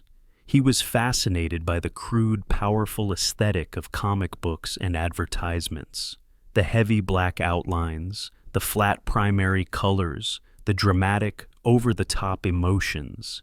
He saw in this low art a vitality and an honesty that he felt was missing from high art. So he began to experiment. He would find a single panel from a romance or war comic, a moment of heightened cliché drama. He would then meticulously recreate this tiny, mass-produced image on a huge canvas, transforming it from a disposable piece of pulp into a monumental work of art. His process was painstaking and deliberate. He would project the small image onto the canvas, trace the outlines, and then, with immense precision, he would begin to paint. Let your eyes explore the surface of masterpiece. It is a world of calculated artifice. A handsome, square-jawed man with a furrowed brow, the archetypal artist, gazes intently at a canvas we cannot see. A beautiful, emotional blonde woman looks on, her face a perfect mask of adoration. The colors are bold and flat, a brilliant yellow for her hair, a strong blue for his shirt, a vibrant red for her lips. The forms are defined by thick black lines, as if stamped by a printing press. And then there are the dots. Look closely at their skin. It is not rendered with soft, blended flesh tones. It is composed of thousands of tiny, perfectly uniform red dots against a white background. This is Lichtenstein's signature technique, his imitation of the Ben-Day dot printing process used in newspapers and comic books to create shades of color cheaply and efficiently. But where a printer's dots are tiny and mechanical, Lichtenstein's are large and hand-painted, often with the help of a metal stencil and a toothbrush. He has taken a mechanical process and turned it into a deliberate, artistic gesture. The result is a strange paradox. The painting feels both deeply personal in its careful construction and utterly impersonal and mass-produced in its aesthetic. It is a human hand, pretending to be a machine, but the true genius of masterpiece lies in its speech bubble, the words that float in the air between the two figures. The woman leans in and says, with breathless admiration, "Why, Brad, darling, this painting is a masterpiece. My, soon you'll have all of New York clamoring for your work." It is a line of pure comic book melodrama. But in the context of 1962, it was also an audacious, witty, and deeply personal statement from Lichtenstein himself. At that very moment, Lichtenstein was on the cusp of his own breakthrough. His first solo exhibition at the prestigious Leo Castelli Gallery was about to open, and the art world was buzzing. The line in the painting is a perfect piece of irony. It's a joke about the cliches of artistic struggle and sudden success. It's a self-deprecating nod to his own ambitions. And, most remarkably, it turned out to be a prophecy. The show at Castelli sold out before it even opened. Almost overnight, Lichtenstein went from being a relative unknown to one of the brightest stars of the new pop art movement. He, like the fictional Brad in his painting, had all of New York clamoring for his work. The painting was not just a masterpiece, it was about becoming a masterpiece. For over 50 years, Masterpiece remained in a single private collection, that of the art collector and philanthropist Agnes Gund. It was a celebrated work, a cornerstone of pop art, but its story was about to receive a final, spectacular chapter that would fulfill its own prophecy in an entirely new way. In 2017, the painting was sold in a private transaction. The buyer was the billionaire hedge fund manager Stephen A. Cohen. The price was $165 million. The sale made headlines around the world. A painting that began as an inside joke, a witty commentary on the art market, had become a titan of that very market. The fictional exclamation of Brad Darling had been echoed by the reality of a 9-figure price tag. The journey from a 10-cent comic book to a $165 million painting was complete. The legacy of Masterpiece is a testament to the power of pop art to challenge our perceptions. Lichtenstein and his contemporaries taught us to see the world around us differently, to find beauty and meaning in the mundane, the commercial, and the mass-produced. This painting is the perfect embodiment of that vision. It is smart, funny, and technically brilliant. It collapses the distance between high and low culture, between the artist's studio and the corner newsstand. It is a love letter to the printed image, a sly critique of the art world, and a timeless story about the moment when everything is about to change. And as the image of this timeless vision settles in your mind, let us drift to another world, another story, in our journey through the stories behind famous paintings. Le rêve, the dream. Is a sleeping face a mask, or is it a window? In the quiet of an afternoon, a woman slumbers in a red armchair, her head tilted back, her body a landscape of soft, flowing curves. She is lost to the world, adrift in a private, inner reality. But we, the viewers, are invited in. We are invited to witness a moment of profound intimacy, a moment where love, desire, and the secret language of dreams are made visible in a symphony of bold color and lyrical line. This is not just a portrait of a sleeping woman. It is the portrait of a love affair that changed the course of art. We are in France in January of 1932. The world is caught in the grip of the Great Depression, a time of anxiety and uncertainty. But for the artist Pablo Picasso, now 50 years old and universally acknowledged as the reigning king of modern art, it is a year of explosive creative energy. A massive retrospective exhibition of his life's work is being planned in Paris, and he is driven to prove that his greatest work is not behind him, but is happening right now. The source of this newfound vitality was a secret he had kept for 5 years. Her name was Marie-Thérèse Walter. He had met her in 1927 on a street in Paris. She was just 17 years old, a beautiful, athletic girl with a classical, serene face and a cascade of blonde hair. He was 45, a world-famous artist, but trapped in a loveless marriage to his first wife, the Russian ballerina Olga Koklova. He saw Marie-Thérèse and was instantly captivated. He approached her, famously saying, "I am Picasso. You and I are going to do great things together." She became his clandestine lover, his golden muse. For years, her presence in his art was hidden, her features disguised in coded, abstract forms. But by 1932, his passion could no longer be contained. In a torrent of creation, he began to paint her, openly and obsessively. This painting, Les Rêves, or The Dream, is the most famous and beloved of this extraordinary series. It was painted in a single afternoon, a testament to the speed and certainty of Picasso's genius when he was in the grip of inspiration. He has depicted Marie-Thérèse asleep, a subject that allowed him to explore the unguarded, unconscious self, a theme that fascinated the surrealists who were his contemporaries. Let your gaze trace the flowing, simplified lines of her body. There are no sharp cubist fractures here. Instead, Picasso uses the bold, curving lines of his neoclassical period, but infuses them with a modern, biomorphic sensuality. Her body seems to be made of a single, continuous, looping form. Her arms, her shoulders, and her breasts are a landscape of soft, rounded hills. The color is pure, vibrant, and emotional, a nod to his old rival, Matisse.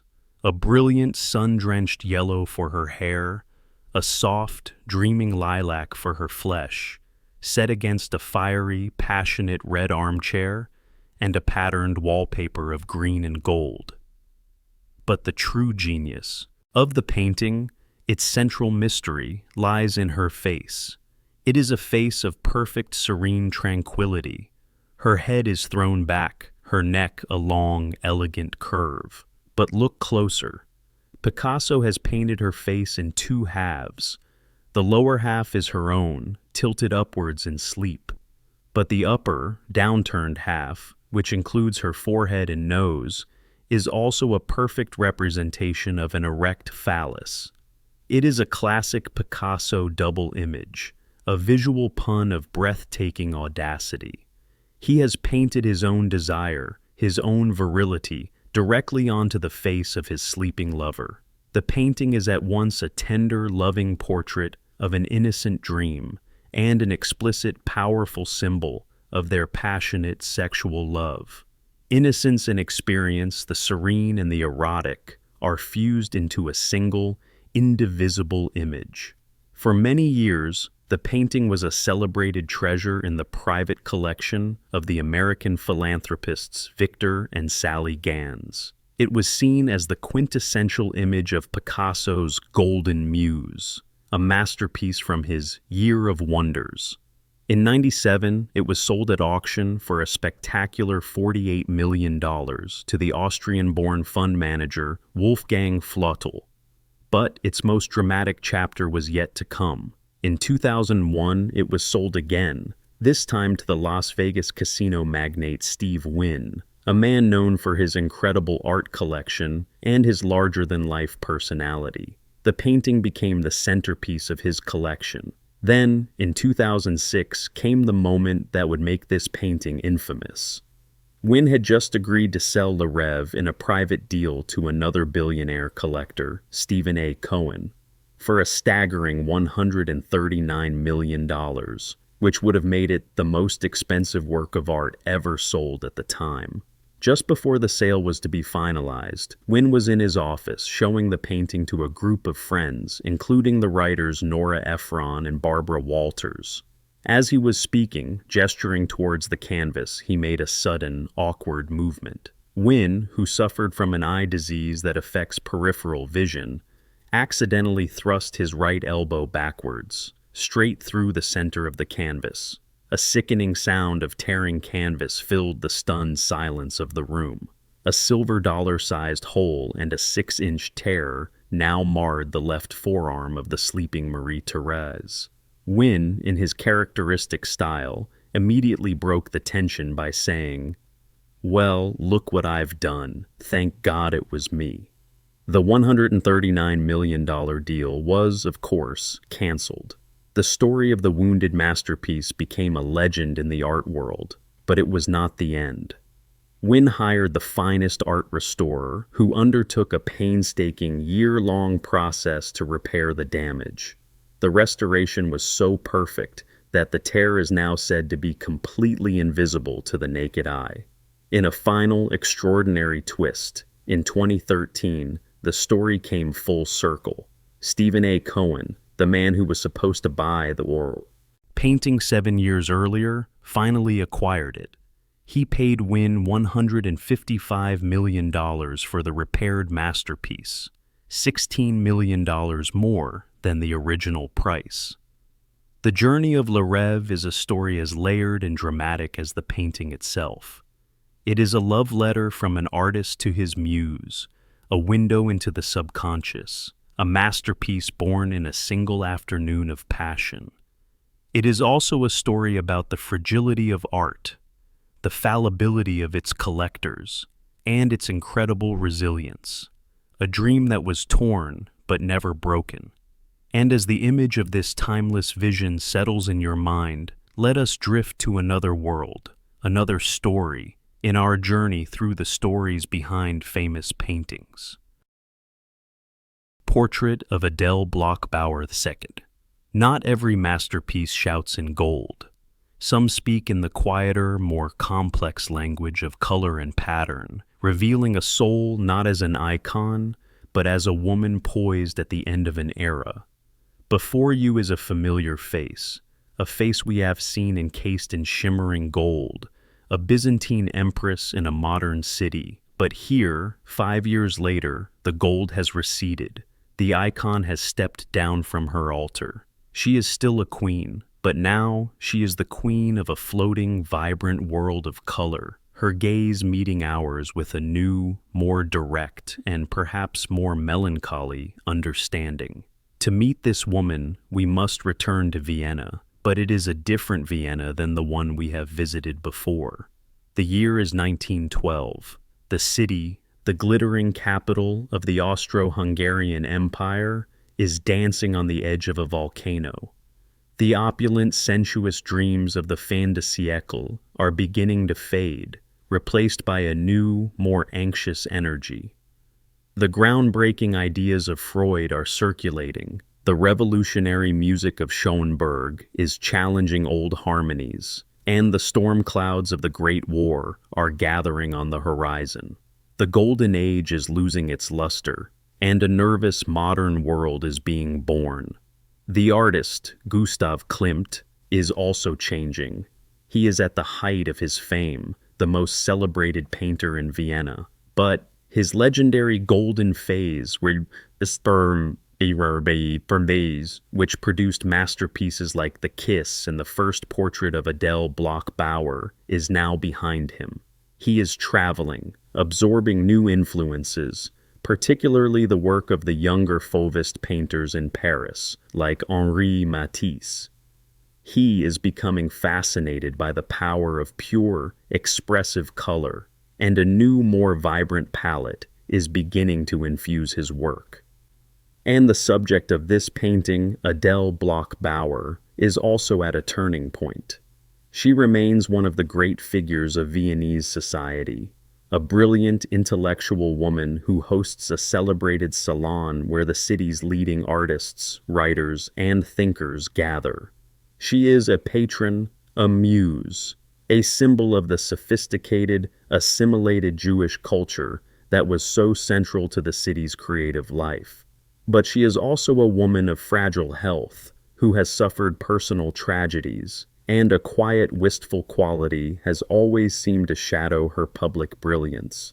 Klimt was her friend, her confidant, the only artist she ever sat for.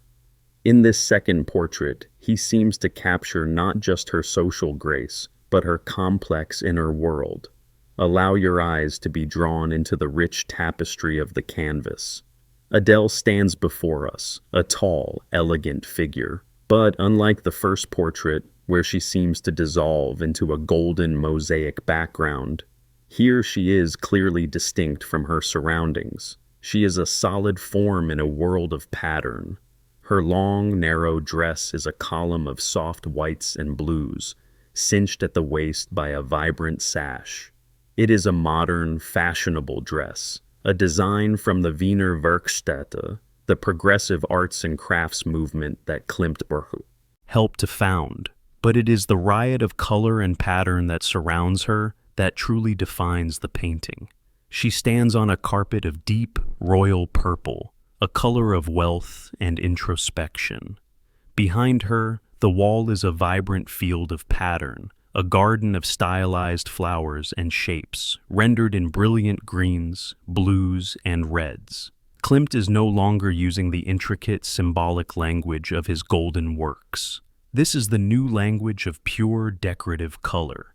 The influence of Asian art, with its flattened perspective and emphasis on pattern, is palpable. The world she inhabits is not a real room, but an emotional space, a rich interior landscape that reflects her own sophisticated mind. Now, let your gaze rest upon her face and hands, the only parts of her rendered with a soft, naturalistic touch. Her dark hair is piled high beneath a large, fashionable black hat that acts like a halo, framing her pale, intelligent face. Her expression is calm, her lips tinged with a faint, enigmatic smile, but her dark, knowing eyes meet ours directly. There is a connection here, a sense of presence and personality that was more remote in the golden portrait. And yet, there is a distance, a touch of weariness, as if she is a serene observer of the vibrant, chaotic world that is beginning to unfold around her. This painting was a beloved treasure in the Bloch-Bauer home, a testament to a unique friendship and a golden moment in Viennese culture. Adele herself would die in 1925, tragically young, never knowing the catastrophe that would befall her family and her world. In her will, she had expressed a wish that her Klimt paintings be donated to the Austrian State Gallery upon her husband's death. But this was a wish, not a legally binding command. Her husband, Ferdinand, a wealthy Jewish sugar magnate, was the legal owner. 13 years after Adele's death, in 1938, the storm broke. Nazi Germany annexed Austria, and the city that had been a beacon of Jewish intellectual life became a place of terror. Ferdinand Bloch-Bauer was forced to flee, leaving everything behind. His home was looted, his sugar business confiscated, and his magnificent art collection, including both portraits of his beloved Adele, was stolen by the Nazis. The paintings were treated as national treasures, symbols of Austrian genius, while the Jewish family who had commissioned and cherished them were erased from the story. Portrait of Adele Bloch-Bauer II was displayed in the Austrian gallery, its title changed, its provenance a lie. For over half a century, the painting hung on the museum's walls, its dark history hidden in plain sight. But the story was not over. In the late 1990s, an elderly woman living in California, Maria Altmann, the niece of Adele and Ferdinand Bloch-Bauer, began a legal battle that would shake the art world. With the help of a young lawyer, she sued the Republic of Austria for the return of her family's stolen art. It was a David and Goliath struggle, a fight for memory, for justice, and for the acknowledgement of history. After a dramatic, years-long legal battle that went all the way to the United States Supreme Court, Maria Altmann won. In 2006, an arbitration panel in Vienna ruled that 5 of the family's Klimt paintings, including this one, belonged to her and her fellow heirs. The restitution of the Bloch-Bauer collection was a landmark event. The paintings were brought to America, where they were exhibited in Los Angeles to record-breaking crowds. Maria Altmann, now in her 90s, finally had her family's legacy back. Later that year, the 5 paintings were sold.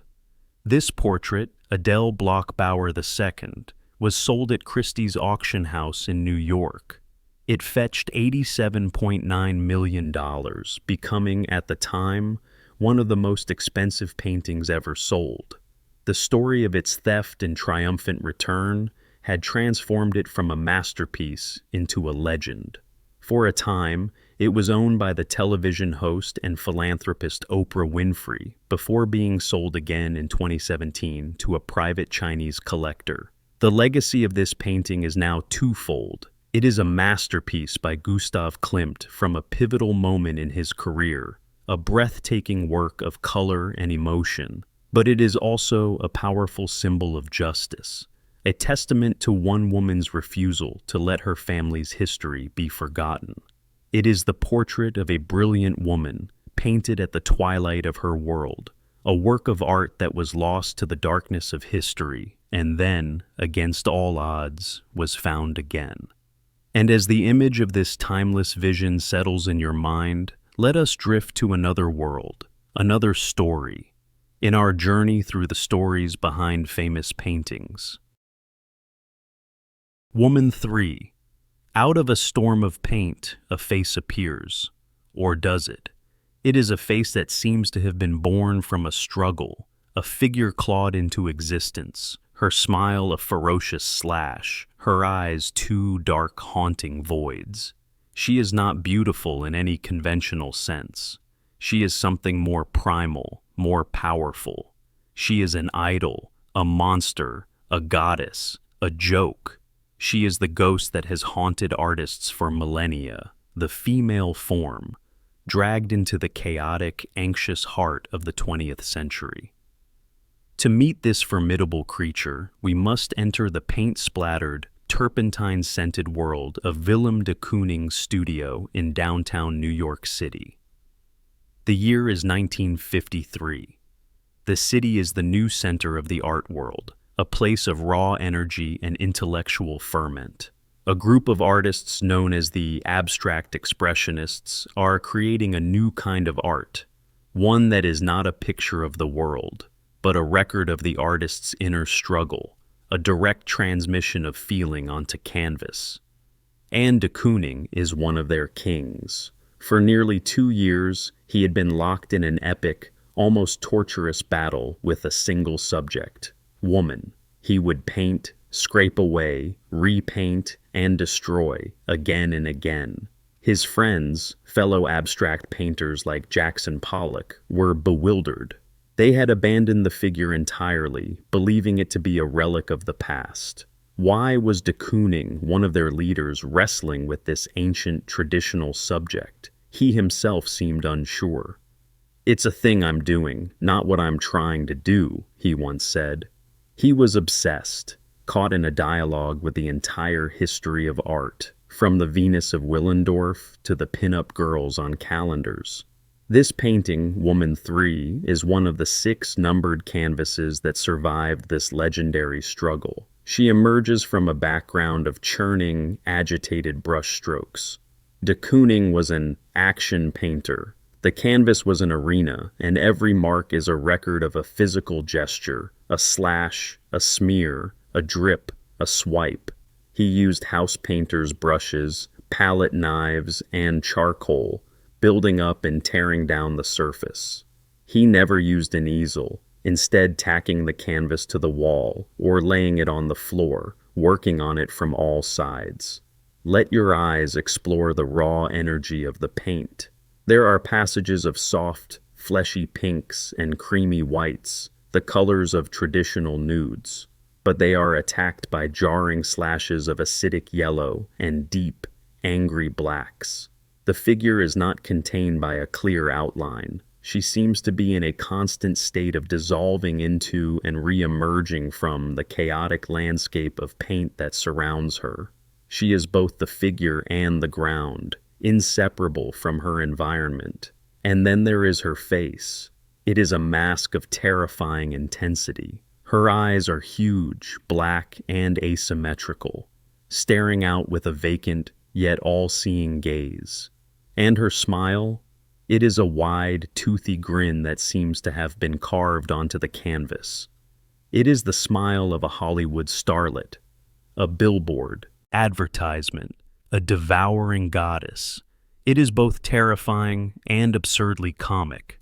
De Kooning famously said he got the idea for the smile by cutting out the mouth from a Camel cigarette ad and pasting it onto one of his drawings. This fusion of high art and low commercial culture was revolutionary, anticipating the pop art movement that was still a decade away.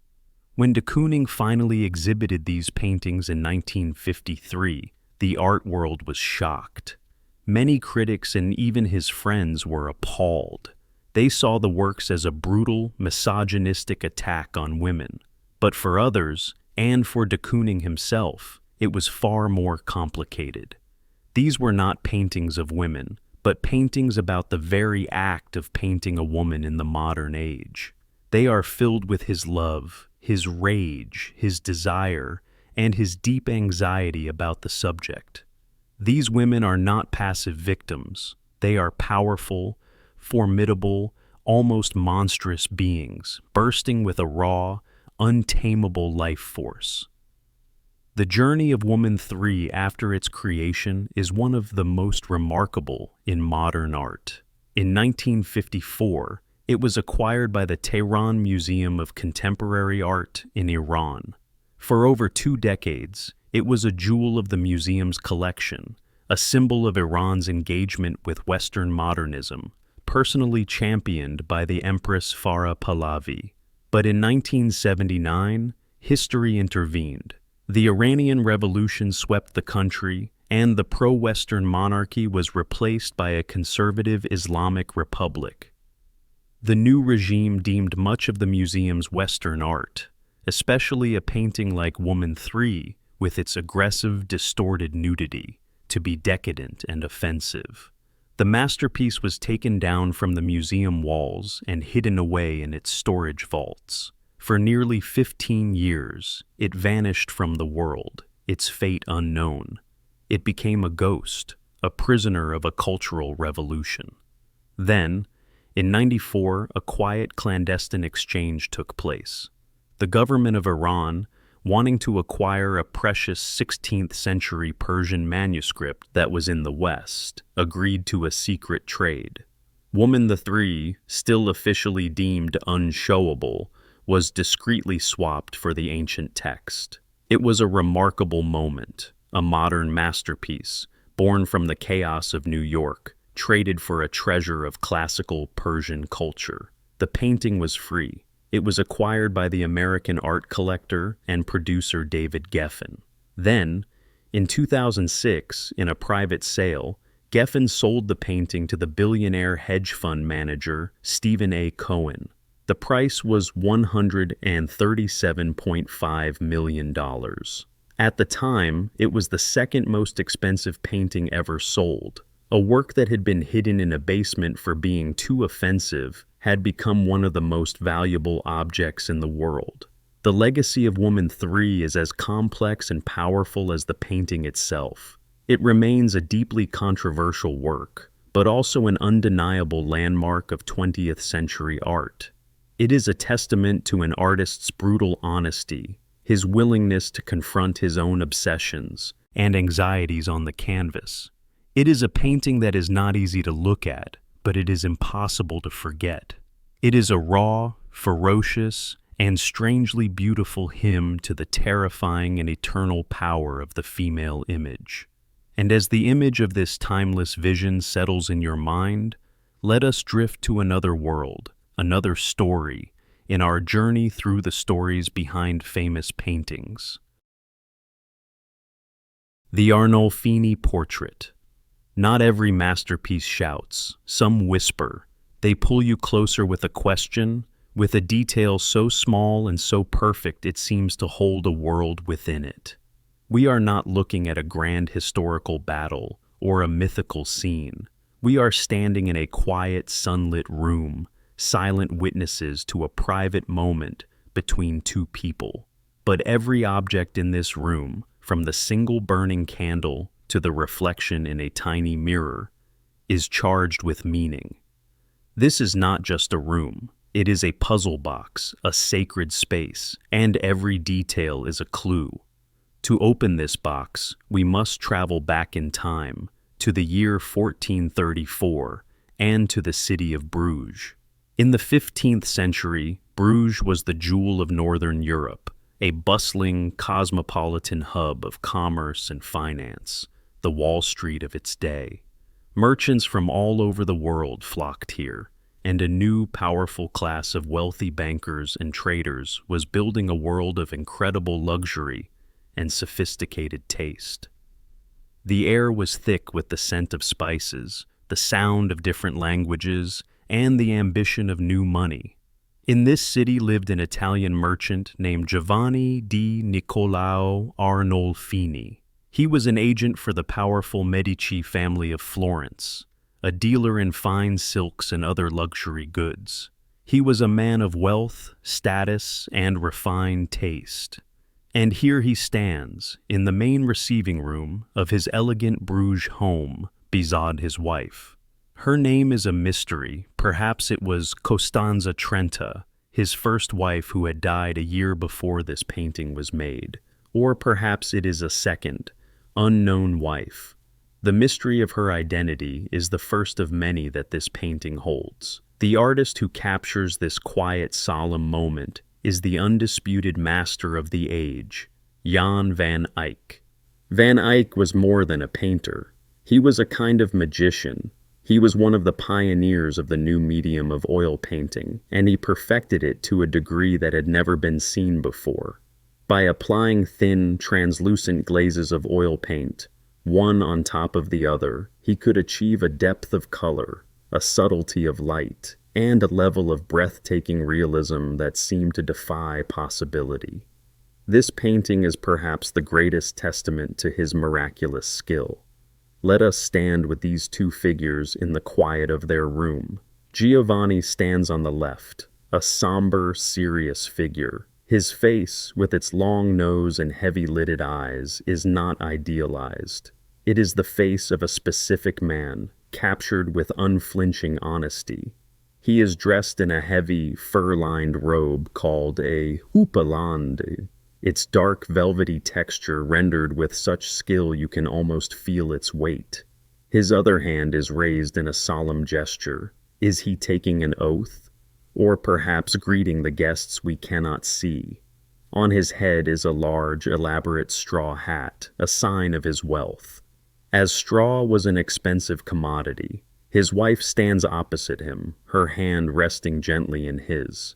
She is a vision of fertility and wealth. Her magnificent green gown is made of wool, another expensive fabric, and is lined and trimmed with the white fur of ermine. The dress is gathered in heavy, voluminous folds, which she holds bunched up at her stomach. For centuries, it was assumed she was pregnant, but this is likely a trick of fashion. This style of gown, which emphasized the abdomen, was the height of courtly elegance. Her face is serene, her eyes downcast in a gesture of modesty and piety. Now, let your eyes wander through the room, for every object here tells a story. Look at the brass chandelier hanging from the ceiling. It is a magnificent object, a symbol of the couple's wealth. But look closer. Of its many arms, only one holds a single lit candle, burning brightly in the middle of the day. This is a powerful symbol. It could represent the all-seeing eye of God, His divine presence sanctifying the event taking place.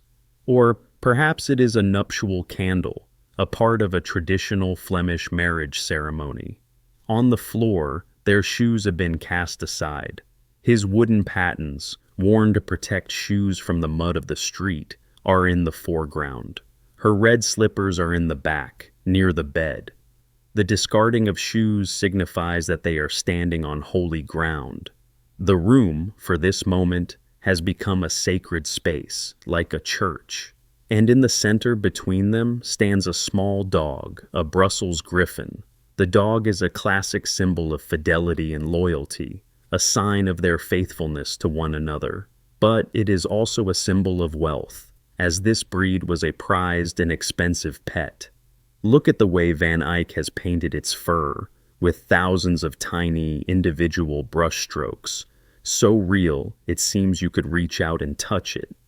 And then there is the mirror. On the back wall, a small convex mirror is the painting's magical heart. It is a technical marvel.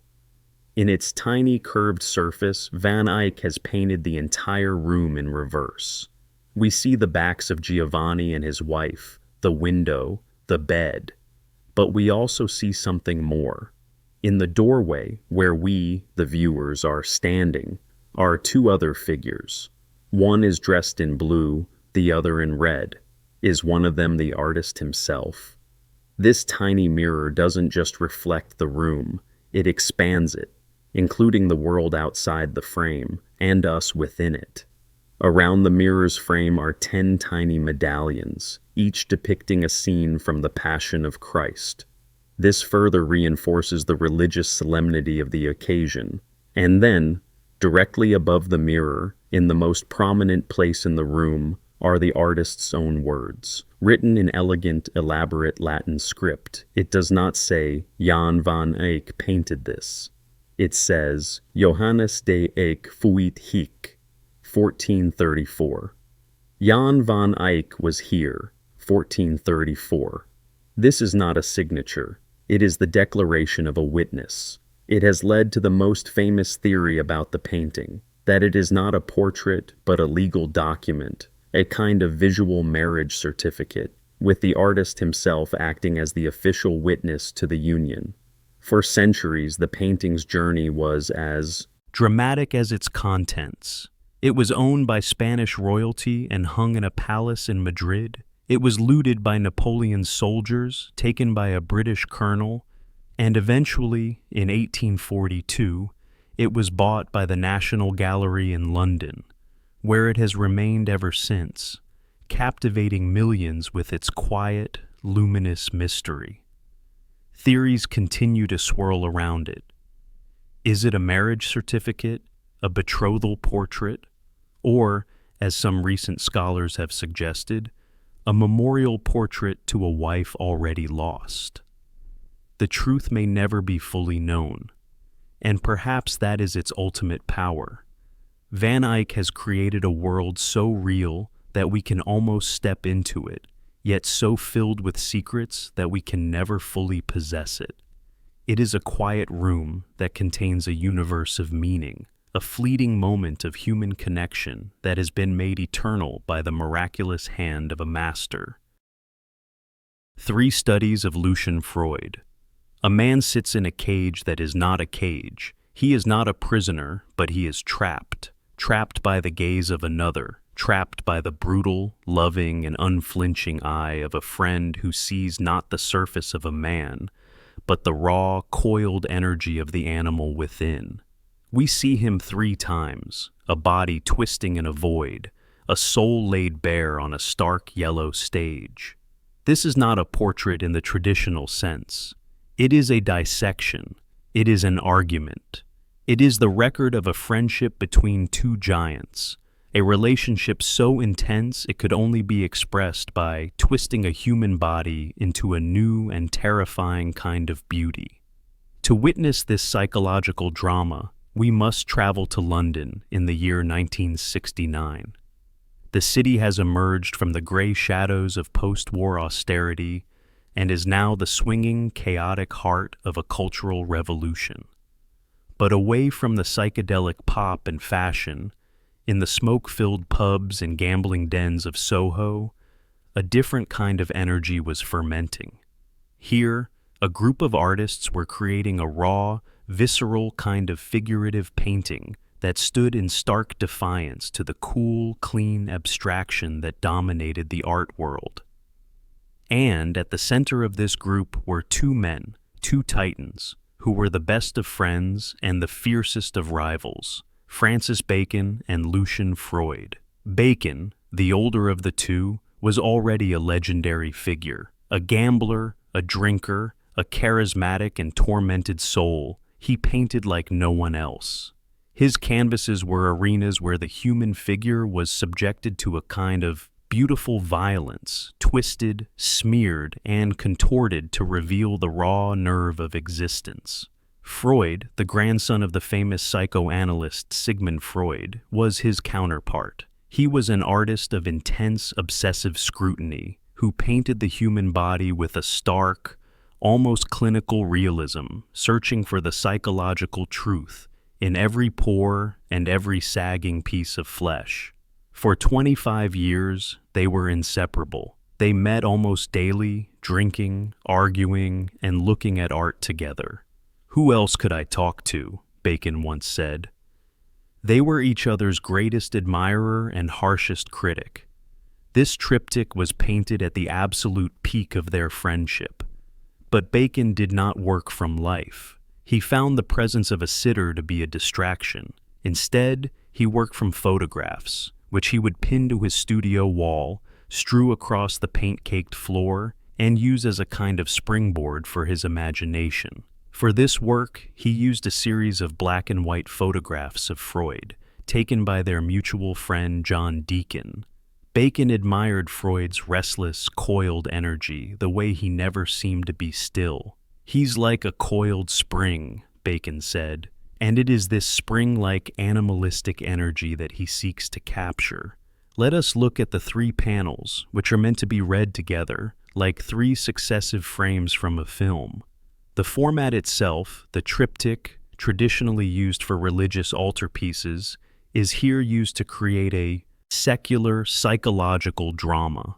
On the left, Freud sits hunched forward on a simple wooden chair. His body is a vortex of energy. Bacon has rendered his flesh with a brutal, almost sculptural application of paint. You can see the smears of his brush, the wipe of a rag, the accidental splatters. Freud's face is distorted, one side catching the light, the other dissolving into a smear of shadow. He seems to be in the process of becoming, a figure emerging from chaos. In the central panel, the figure is more defined, more aggressive. He leans forward, his hands clasped, his body a knot of tension. The face is a maelstrom of brushwork, the features pulled and distorted as if by some immense gravitational force. Look at the way Bacon uses paint. He would often mix it with sand or dust from his studio floor to give it a gritty, raw texture. He has captured the raw meat of the human animal, the flesh and bone beneath the civilized surface. In the final panel on the right, the energy seems to have subsided. Freud leans back, one leg crossed over the other, but the distortion remains. The shadow he casts is not a simple shadow. It is a dark, biomorphic shape that seems to have a life of its own, a kind of psychological echo of the figure. In all three panels, Freud is contained within a strange, cage-like structure of bare geometric lines. This is a signature motif for Bacon. It is not a real cage, but a psychological space. It serves to isolate the figure, to put him on a stage, to heighten the drama of his existence. The background is a flat, searing field of acid yellow and orange, a color of raw, nervous energy, which pushes the figure forward, offering no comfort, no escape. This triptych was the centerpiece of a major retrospective of Bacon's work at the Grand Palais in Paris in 1971. It was hailed as a masterpiece. But just 2 days before the exhibition opened, tragedy struck. Bacon's lover, George Dyer, committed suicide in their hotel room. The event shattered Bacon, and his work would be haunted by it for the rest of his life. And in the years that followed, his friendship with Lucian Freud also began to crumble under the weight of their immense success and their powerful competing egos. They drifted apart, and by the 1980s, they were no longer speaking. The painting's own story came to mirror this broken friendship. In the mid-1970s, the triptych was sold, and the three panels were separated. For decades, they lived apart in different collections, in different parts of the world. One in Rome, one in Paris, one in Japan. The magnificent unified statement of friendship and rivalry had been fractured, its power diminished. Art historians mourned its separation, believing it would never be seen as a whole again. But then, in the late 1980s, one of the original collectors, an Italian based in Rome, began a quiet, determined quest to reunite them. Over the course of several years, he managed to track down and purchase the other two panels, bringing the three brothers back together again. The reunited masterpiece was kept in a private collection until 2013, when it was announced that it would be sold at Christie's auction house in New York. The art world held its breath. This was not just a painting, it was an event. The sale of a legendary work, a masterpiece that had been lost and found. The bidding was a swift, ferocious battle between collectors from around the world. In just 6 minutes, the price soared into uncharted territory. When the final gavel fell, the room was stunned. The painting had sold for $142.4 million, becoming, at that moment, the most expensive work of art ever sold at auction. The raw, tortured, and deeply personal vision of a friendship, painted in a chaotic London studio, had been transformed into a global symbol of cultural and financial power. The legacy of this painting is a monument to the brutal honesty of Francis Bacon's vision. He stripped away the veneer of civilization and showed us the trembling, vulnerable, and powerful animal that lies beneath. And it is a powerful, poignant record of a friendship between two of the 20th century's greatest artists, a friendship as raw, as complex, and as beautiful as the paint itself. Madonna of the Meadow. Imagine a perfect afternoon where the sky is a flawless, cloudless blue, and the world is held in a moment of absolute peace. In this stillness, a scene of divine love unfolds, not with the grandeur of heaven, but with the quiet, sun-drenched tenderness of the earth. Here, divinity is made human, and humanity is touched by the divine, in a vision of such perfect harmony that it seems to still the very air you breathe. To find the source of this profound serenity, we must travel to Florence at the dawn of the 16th century. The year is around 1505. Florence is the crucible of the Renaissance, the most artistically dynamic city in the world. In its streets and studios, a titanic struggle is underway. Leonardo da Vinci, the aging master, is exploring the mysteries of human psychology and the soft, smoky veils of light. Michelangelo, the fiery sculptor, is carving heroic, muscular figures that seem to contain the power of creation itself. It is a city of giants. And into this city arrives a young man, a prodigy from the small town of Urbino. He is just 22 years old, but he is already a master painter. His name is Raffaello Sanzio, whom the world would come to know as Raphael. He is a man of immense talent, but also of immense intelligence and charm. He has not come to Florence to challenge the giants, but to learn from them. He absorbs everything, studying their compositions, their use of light, their understanding of anatomy. He is like a perfect sponge, and his goal is not to copy, but to synthesize, to take the best of what he sees and fuse it into something new, something uniquely his own. A vision of effortless grace, clarity, and sublime harmony.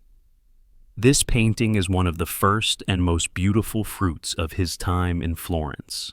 It was likely painted for a wealthy merchant and patron of the arts named Taddeo Taddei, a man who also supported Michelangelo. In Taddei's home, the young Raphael would have seen firsthand the work of Leonardo, and that profound influence radiates from every part of this canvas. Let your gaze rest on the three figures who form the heart of the painting. The Virgin Mary sits on a rock, a figure of serene, youthful beauty. Her body, along with the two children at her feet, creates a perfect, stable pyramid. This is a compositional structure that Raphael learned directly from Leonardo da Vinci, who used it to create a sense of balance and monumental calm. Mary is the anchor of this sacred geometry. She is the Queen of Heaven, but Raphael has dressed her as a contemporary Florentine woman, making her approachable, human. Her robe is a vibrant red, the traditional symbol of Christ's passion and of motherly love, while her mantle is a deep celestial blue, the color of the heavens and of the church. Her head is tilted gently downwards, her gaze a mixture of maternal affection and a deep, quiet melancholy. It is a look of profound foresight. She watches the two children, the infant, Jesus and his cousin, the young John the Baptist. John, recognizable by the simple animal skin he wears, kneels reverently, holding a long, slender cross. The infant Jesus, standing with the charming, slightly unsteady posture of a real toddler, reaches out and takes the cross from him. In this simple, innocent gesture, the entire story of Christianity is foretold.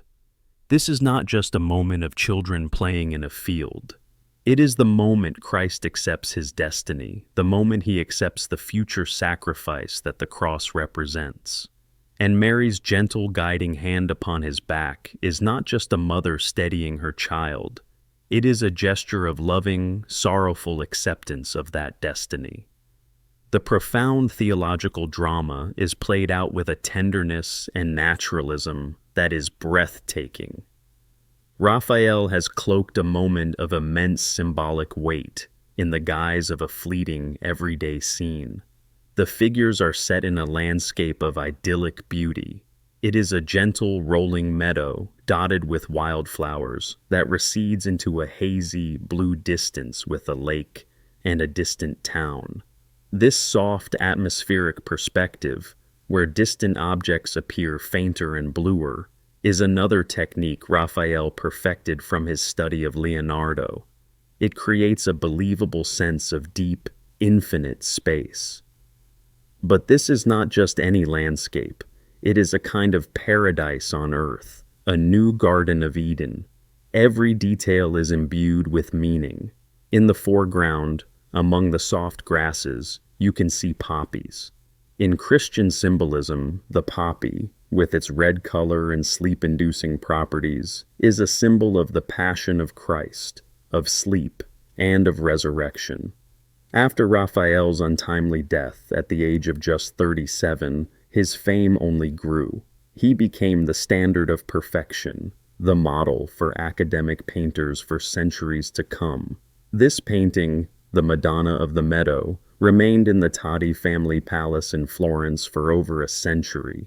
In the 17th century, it was sold to Archduke Ferdinand Karl of Austria, and eventually made its way into the imperial collections of the Habsburgs in Vienna. Today, it is one of the great treasures of the Kunsthistorisches Museum.